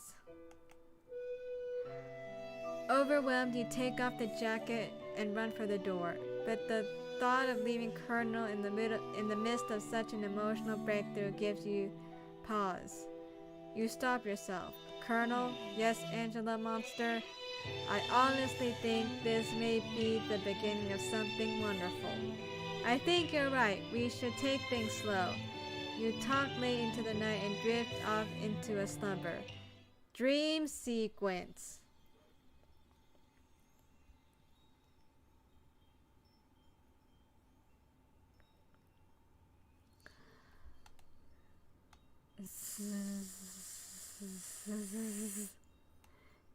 You wake to a beautiful morning in Colonel Sanders' hideaway. Did you make the right decision on how to respond to Colonel Sanders? Only time will truly tell. Today is the day that could change the rest of your life. You think about the new secret ingredient you learned about. Something. In some jurisdictions, something isn't even legal. But if the recipe is a secret, how will they know? Your thoughts are interrupted when Colonel Sanders emerges into the room. He's holding a gourd with it. Yeah, that yummy bit for breakfast. I smell. Yes, I bet it smells good.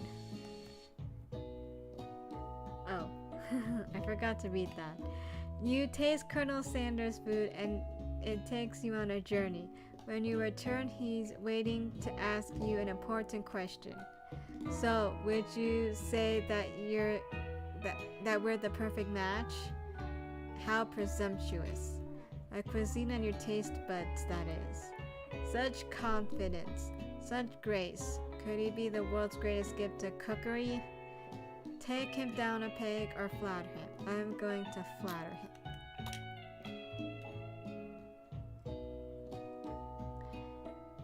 You know, I think we might make a great team. A single tear begins to pool in the corner of his eye as he gazes out the window. Sorry.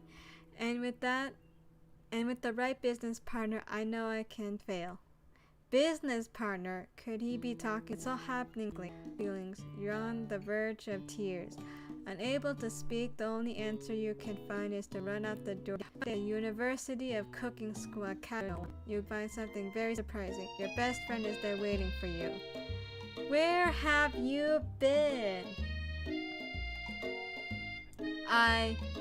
Because I had one heck of a night. I've been desperate to talk to you about it, but I couldn't find you. I got worried that something had happened to you. But now it turns out to get you up to speed on the saga of Miriam. But you are not told yet. I think I can't be have to go out with him. You better keep your diary polite. I'm not that kind of girl. But he was just interested in spending some one-on-one time together. I can get to know. Long story short, he took me skydiving with his friends, but things quickly spiraled out of control. Say skydiving as if that's a typical first date.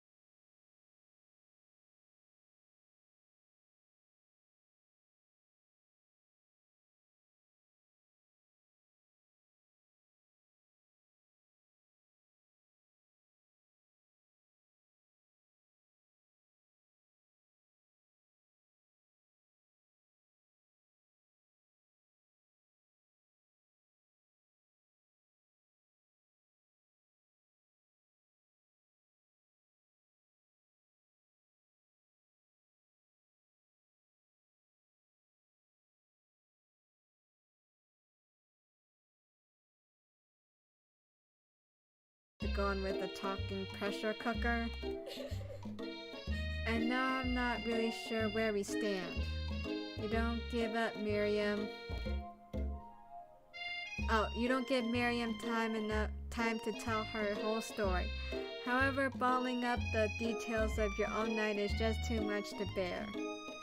And I was on a date too, back to Colonel Sanders' house where I spent the night with him. Ooh, that's saucy. You what? Nothing happened but the emotional connection. Wowzers. Miriam tells you to move on from this whole Colonel Sanders obsession and focus on school. Being obsessed with Colonel Sanders is wrong. You don't want to be right. After a short argument, you both agree to go your separate ways. When you arrive at school, you encounter your rivals at the quad. You can tell from a distance that they're picking on Pop, though he himself might not quite grasp the fact, because you know he's Pop. Pop. What's a swirly? It sounds delicious. Oh, it's great. I'll order you up one right away. Oh no, they're bullying Pops. I'll have my swirly with sprinkles, please. Hee hee. Sprinkles is a dog and a treat. You can get your swirly dipped too. Why don't you pick on someone your own size? Because I'm literally the biggest person at this school. Is that horse that Colonel Sanders rides? Angela Monster suggesting I pick on a defenseless horse. Now you're tweeting my pain. Doesn't look like you can go like that. Might as well give up. I'll never give up, ever. Colonel Sanders arrives just as it appears things are close to boiling over. A naturally intuitive person, he senses that something has been going on. Is everyone excited for the final day of school? Angela Monster, how's that hand feeling? I'm sure you'll be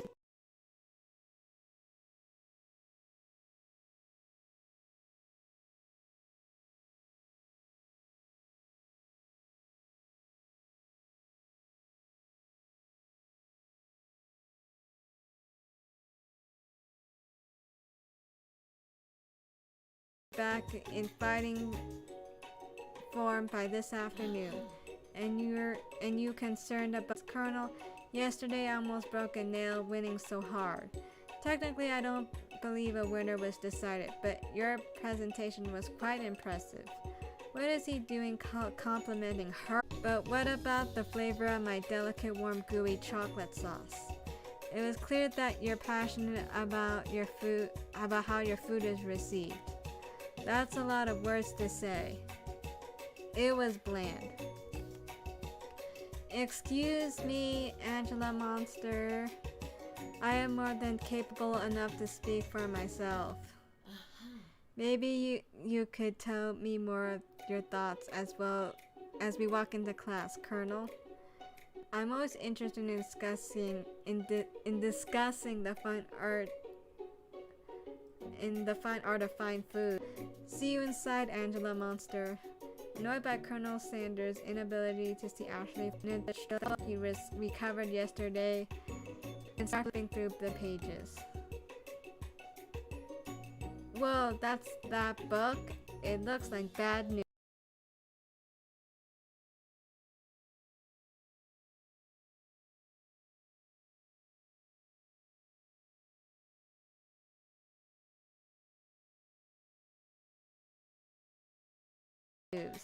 It's just something I found lying around. It would appear to be some sort of grimoire. But I don't really believe in that magic stuff. A grimoire? Like a book of spells? I don't know. Who would spend so much time decorating a magic book if it weren't really powerful? I can't think of one surefire way to find out. You open to a page covered with arcane writings. Cast only in case of extreme emergency. It says around the edge of the page. I could use the spell here that says it will erase anyone I choose from all my memories. If I scrub the Colonel Sanders, it will probably help me focus better on the upcoming final exam. That is way drastic. Can you do something else like everyone else? Like anything else not rooted in dark magic? Maybe tie a string around your finger? Okay, fine, it is drastic, but desperate times call for desperate measures. You got a memory erasing spell sitting right in front of you and a pretty good excuse to try it out. Do I cast the forbidden spell? Or don't do it after all?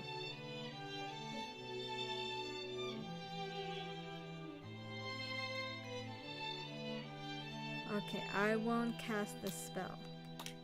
You take your friend's advice and put the book away. It's almost time for class. Sprinkles is already in the room, waiting for the students to arrive. He clears his voice to make a quick announcement. I want you all to know I feel something of a dog moment coming on, but I assure you it's nothing to be afraid of. His cute little nose scrunches up and he begins to breathe quickly. He must be hungry. Reach for some old homework to give him as a snack. Dogs can be rather unpredictable, especially Sprinkles. Wait to see what happens. Okay, I think he is hungry. You reach into his backpack and grab some homework from last semester that you forgot to turn in. Sprinkles immediately goes for it and gobbles the sheet of paper like it's a piece of fresh chicken rawhide. Ahem. I apologize for the outburst. I know it seems cliche, but not much in this world satisfies like ungraded work. My, Angela Monster, were you studying something with cinnamon? I have been sitting on a lecture series around the art of cake baking. How insightful. This actually brings up an important point. Thank you, Angela Monster, for reminding me to dole out this indispensable bit of wisdom. You see, before he can get any further, Miriam's love drama spills over into class. Sprinkles is interrupted by words and sparks coming from the back of the room. I told you to save it for after class. Buzzed. You think I wanted to be thrown from a plane? Strapped to a stranger? Miriam and Clank appear to be arguing, but you still haven't learned to speak Clank's language of mechanical noises. Brrr. But no, you had to shove your cooking. But no, you had to show off to your cool kid friends. Or your cool kid friends, sorry. Jeff and Joan, J&J forever. Watch us form a triangle in midair as we descend. Triangles are the stronger shape, don't you know? Bizzed. Yeah, well, that doesn't make it great. That doesn't make it a great date. Beep. Brr. Then take Jeff and Joan with you. You can all hold hands as you pedal down the mountain or off a cliff for all I care. Sad beep. Clank begins to shudder. Steam pours out of the gaps of his panels, and then a loud ding stops in his tracks. Beep buzzed. No amount of seasoning is going to make me want to eat that, Clank. Clank burps out a completely deep-fried sneaker. Ew.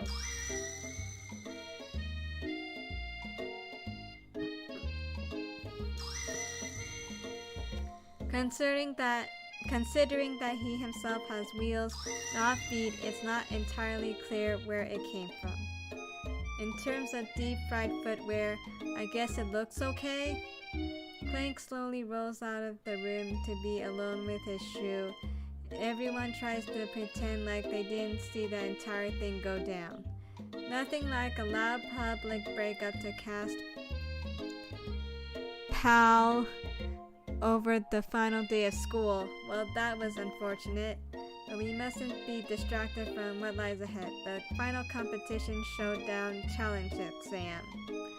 I'm still working on the title, but I think you get it. Test time approaches. See you all in the arena.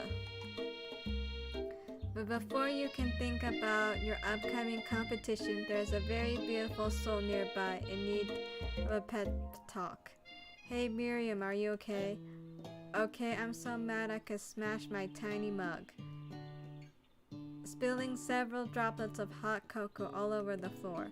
How could he embarrass me in class like that in front of everyone?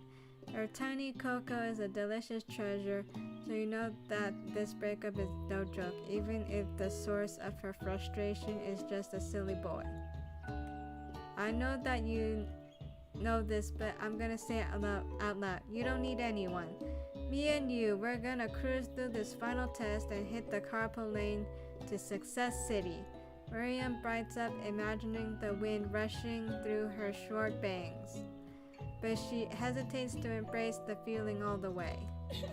You're not going to saddle up on Colonel Sanders' stallion and ride off into the sunset without me. Of course not. Well, maybe sorta, but I'm sure there's a pony out there with your name on it, and a ranch big enough for both of us and whoever else we want to bring along. If it's not Pop or Clank or anyone else you meet today, tomorrow, or this whole year, so what? You're a special person who shouldn't settle for the first someone you show a little interest anyhow. Miriam gives you a big hug and wipes her tears from her cheeks. I should really review my menu for today. I'm going to make a very special soup, and I bet that Professor Dog is going to love it up. While you were prepping, you were prep talking Miriam, you completely missed lunch, but that's okay because you had a better idea of how to spend the time before your exam. You decided to head to the arena early to practice a dish. This is it, the location of your final challenge. A test of your will, a test of courage, a test of talent, and a chance to beat the pants of Van Van, the supposed man, and his eviler counterpart, Ashley. As planned, you begin to run a quick test of a recipe you've been working on, Angela Monster's famous chicken pot pie. After practicing for months, making the dish comes second nature to you, and you're able to quickly get a fresh pot pie in the oven. But as soon as you do, your cram session is interrupted by Colonel Sanders. Angela Monster, what are you doing here? There is still time before the final exam. Oh, just taking it all in. I'm big into visualizing success. I'm looking at my station and picturing victory. The pot pie has begun to bake, and the smell is slowly filling the space around you. Visualizing, huh? That's too bad. I was hoping you were here cooking something delicious. You'd usually happily share your food with anyone who is hungry, but the last time you let Colonel Sanders get into your head, it cost you a cook-off. You decide that it's time to put your cooking above your romantic desires, but that decision gets hard to stick to when the oven timer goes off behind you. Let's see. You ignore it or fess up about your practice dish. Okay, let's fess up about my practice dish. Okay, you got me. I'm doing a little bit more than visualizing. I know my nose can smell a pot pie from 400 yards. That's an oddly specific distance, but you expect nothing less from such an oddly specific man. You knew it was a pot pie just from the smell? Not just a pot pie, but a chicken pot pie with an all butter crust. And my nose is telling me something else. Oh no, is it burning? Haha, no. I can smell that it was made from a heaping helping of TLC. But it'll probably start burning any second if you don't pull it out. The moment of truth. Wow, look at that pot pie. It has carrots, peas, the breading. It's the best pot pie I've ever tasted. I always loved country cooking and I could eat it all day. There's no time left. The final showdown is about to begin. Sprinkles lays down the ground rules. There's no rules, that's it, except to cook with everything you've got. You step up for the cook-off of a lifetime. You decide that mac and cheese plus the pot pie you've been practicing are just the dishes that'll push you over the edge to victory. Meanwhile, both Van Dan and Ashley are prepping wildly elaborate dishes per their usual over-the-top selves. Miriam has her giant magnifying glass and several sets of tweezers. She's definitely prepared to go big, going small. Colonel Sanders seems to be harnessing his 11 herbs and spices, but he's trying to find a way to improve on something perfect. His original recipe, fried chicken. The intensity in the room starts at the full 10 out of 10 with a frenzy of action. Yes, my pot pie has TLC. The intensity in the room starts at full 10 out of 10 with a frenzy of action. Everyone is calling out really cool special cooking moves as they prepare their food. Wow, this is getting serious. Colonel Sanders batters his chicken as it levitates through the air. Egg wash. Miriam fiercely injects ingredients into an itty-bitty pot of broth. Best friend Baster Blaster. Van flexes his pectorals as he chops open a sea urchin. Let's rock and roll. Ashley scoops her pastries off the tray with lightning speed. Shallow personality spatula. Even Clank gets on it. 5 dial pressure point chicken cooking technique. Wait, when did Clank learn to speak English? It's the singularity as was foretold. We mustn't let it happen, or the appliance uprising will take us all. Self-destruct. Van quickly unplugs Clank and rolls him out the back door of his arena. As you frantically prepare your Ashley has her spellbook out. Is she going to use some dark magic to turn the tide? You've got a book of your own, and you're desperate not to see her win another battle. So, should you magic going the hard way. Colonel Sanders gives a You turn to notice that Miriam is at your station, cheering you on. Miriam, what about your dish? If you're cheering, who is cooking? Tiny outside helps sweet, but directly into the secret ingredient. However, she doesn't know that you lied and the ingredient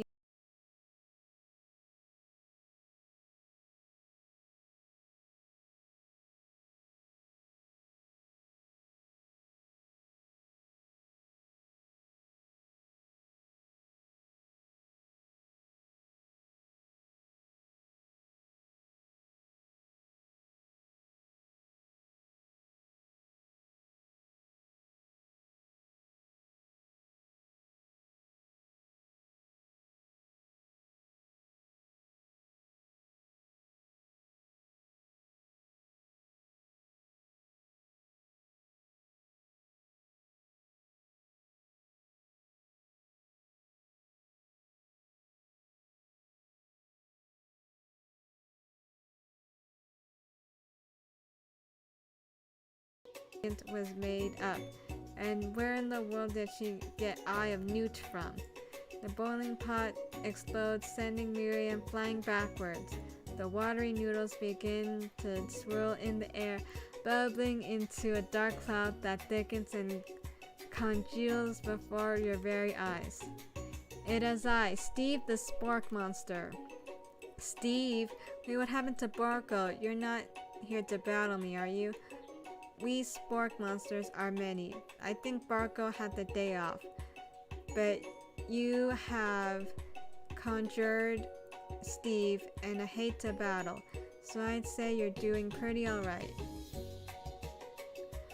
Oh hey, you're in the middle of a cooking competition. I love this stuff. It's better than TV. You crazy kids and your culinary skills really impress me. Mind if I hang out? I'm sorry, Steve, but I'm kind of in the middle of something. Do you mind? Steve the Spark Monster notices that you've got the grimoire stashed beneath your cooking station. I see what you're up to. Crisscross some magical items and accidentally summoned me, huh? Ha, yeah, you guessed it, sorta. If you're here, would you mind tossing some fresh noodles in a pot of salted water? I'd love to. I've always wanted to be a top chef, actually. You know, when I was just a spark pup back in the old country, you can feel Spark Monster winding up to tell a very long and involved story. You don't know exactly where they came from, but it seems it was probably lonely there. Actually, you know what? Maybe you should watch from the stands. I really need to focus on this competition. I understand. It's kind of like that time in Monster School that I had fallen asleep during scare tactics class, and when I woke up, you toss a serious stare at Steve and he takes the hint. Never mind, I'll tell you later. Good luck. Having suffered this huge setback, you don't know how you could ever win.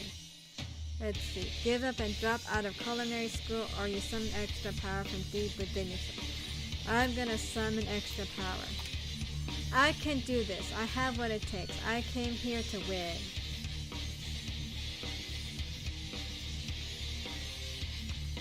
Your hair turns mac and cheese orange as culinary energy flows through your body.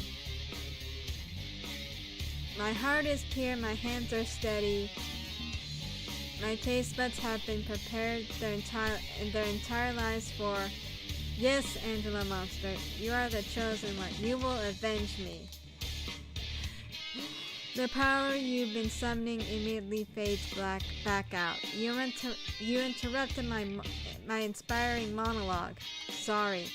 My heart is pure, my hands are steady, my taste buds have been preparing their entire lives for this moment. I will show the world my cookery. You begin to levitate off the ground. Energy courses through your body. You know that with this power you can do anything. Except turn back time, which would be super useful because while you were powering up, your chicken pot pie overcooked in the oven and can't be served. But don't worry, dear Angela Monster. You may have suffered some setbacks, but all is not lost. Impressed with your fortitude, Colonel Sanders decides that you have earned his support.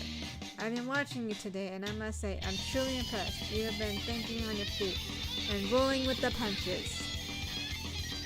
He steps up to your station and stands right beside you. I'm here to help. All you've managed to make is mac and cheese, and time is almost up, so you're going to need it. But Colonel Sanders, what about the test? What would happen to you? What about the rules? Following the rules has never really been my thing. I follow my heart. What a guy. Colonel Sanders unfolds a delicate white towel to reveal the most delicious fried chicken tenders you've laid your eyes on.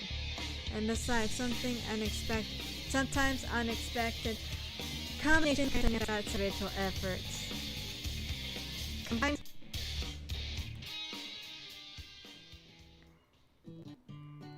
with time expired, it's not everyone's waiting for. You must now prepare to present your dishes. A handful of students sounds incomplete. Playing. From off-screen, you hear a peer that can once hit. I'm flying. It sounds like it's coming from that broom closet over there. In the closet, you see Pop hanging on a broom hook of his underpants. Get down from there right now. Let me guess, did Van Van have something to do with this? Oh, he's sad. Well, when someone asks for a wedgie, who am I to refuse?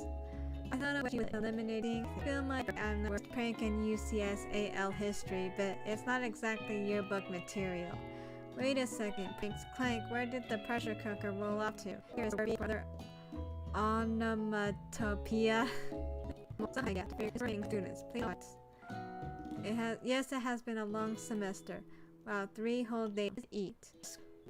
I've made tender udon noodles with savory soup. Wow, that's such a tiny soup. But it looks good. My word, it's so delicate. Is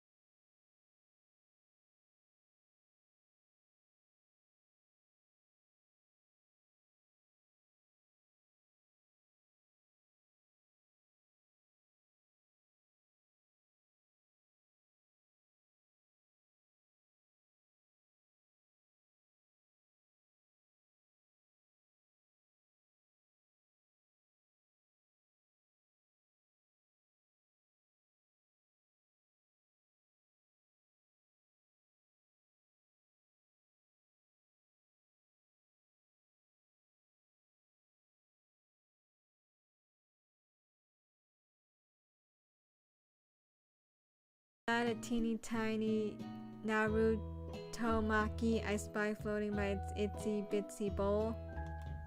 Yes, Chef. Please call me Sprinkles. Chef is my father's name. Yes, Sprinkles, and some green tea made from baby tea leaves that I picked myself. Sprinkles carefully sniffs around the dish before opening his mouth and letting just the tip of his pink dog tongue dip into the bowl. Sublime! Would anyone else like a taste? Oh, come on. I'm not one for those dogs who doesn't floss. I even have a really cute electric toothbrush for dogs. Fine.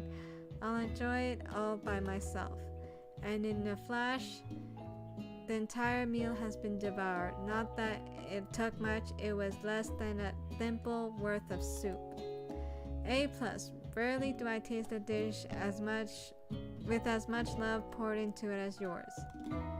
Miriam is overjoyed. She gives you a big hug. Thank you, Angela Monster, for helping me believe in myself. Ben, you're up. Now describe your dish. I made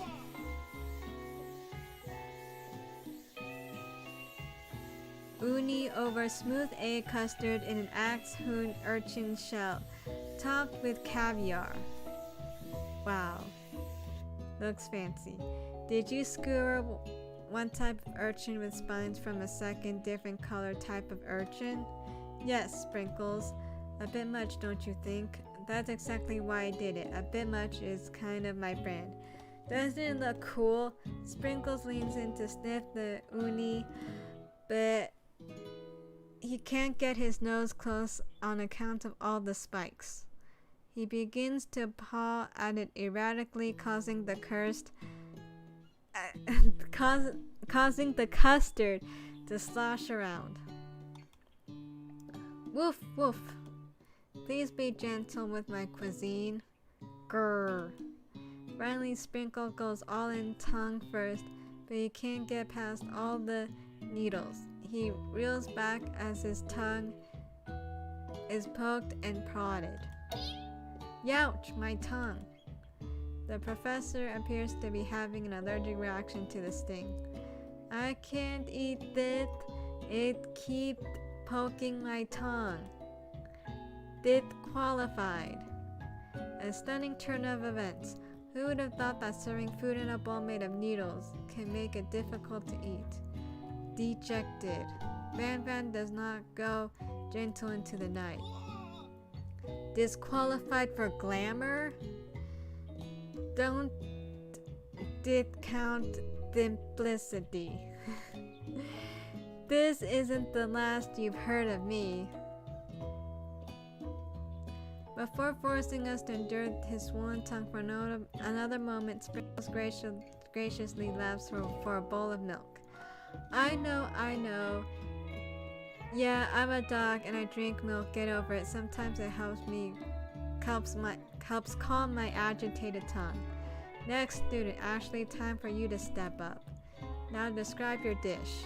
I made orange blossom Turkish delight in a light rosewater syrup, topped with French meringue, and connected my sugar glass. They make really fancy things. That actually doesn't look too bad. Indeed, it's quite delightful. However, I ask you that you please refrain from eating it or attempting to taste it in any way. It's very fragile and meant to be a display piece. Don't eat the food at a cooking school. Get toast in your ears or something. Oh, got toast in your ears or something? And the monster, I told you, it's a display piece. Actually, I must say it is beautiful. However, this is a cooking school. It did extremely good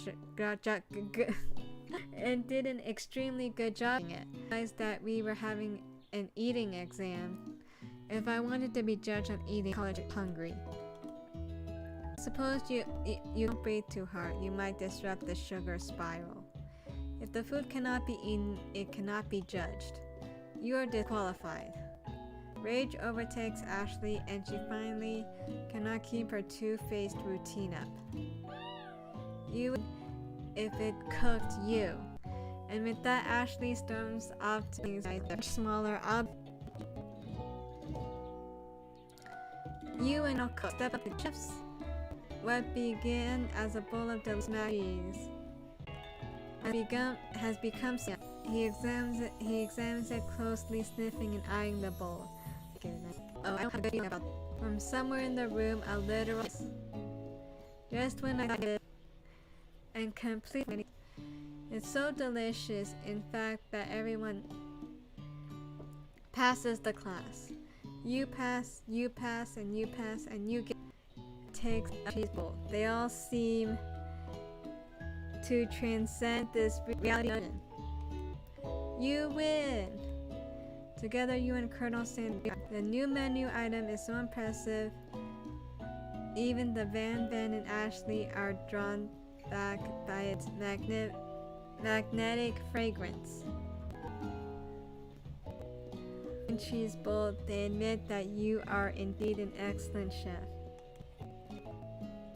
Sprinkles declares that you have passed. Everyone has passed. There were some. Now that the school has graduated, the students return to the last assignment. The cafeteria has been completely redecorated in order to serve at the site of school's graduation dance. The school, compared to the massive high-tech cooking arena, the humble decor. DJ Dog is in the house. Out. Also commit the villains. Okay.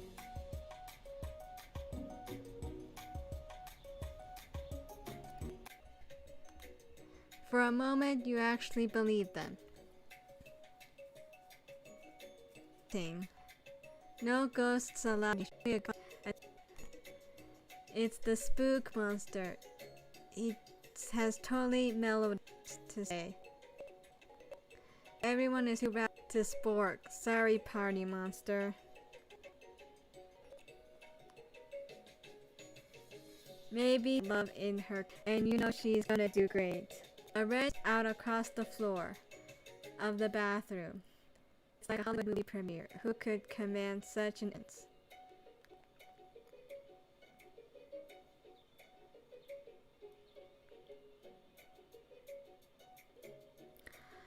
Okay. It's not here ready to dance, but apparently for good party first top is 30 chef hat. To complete the dynamic. So we had a new Dean. Oh, we got a new wing on this one. That's a minister of such and such.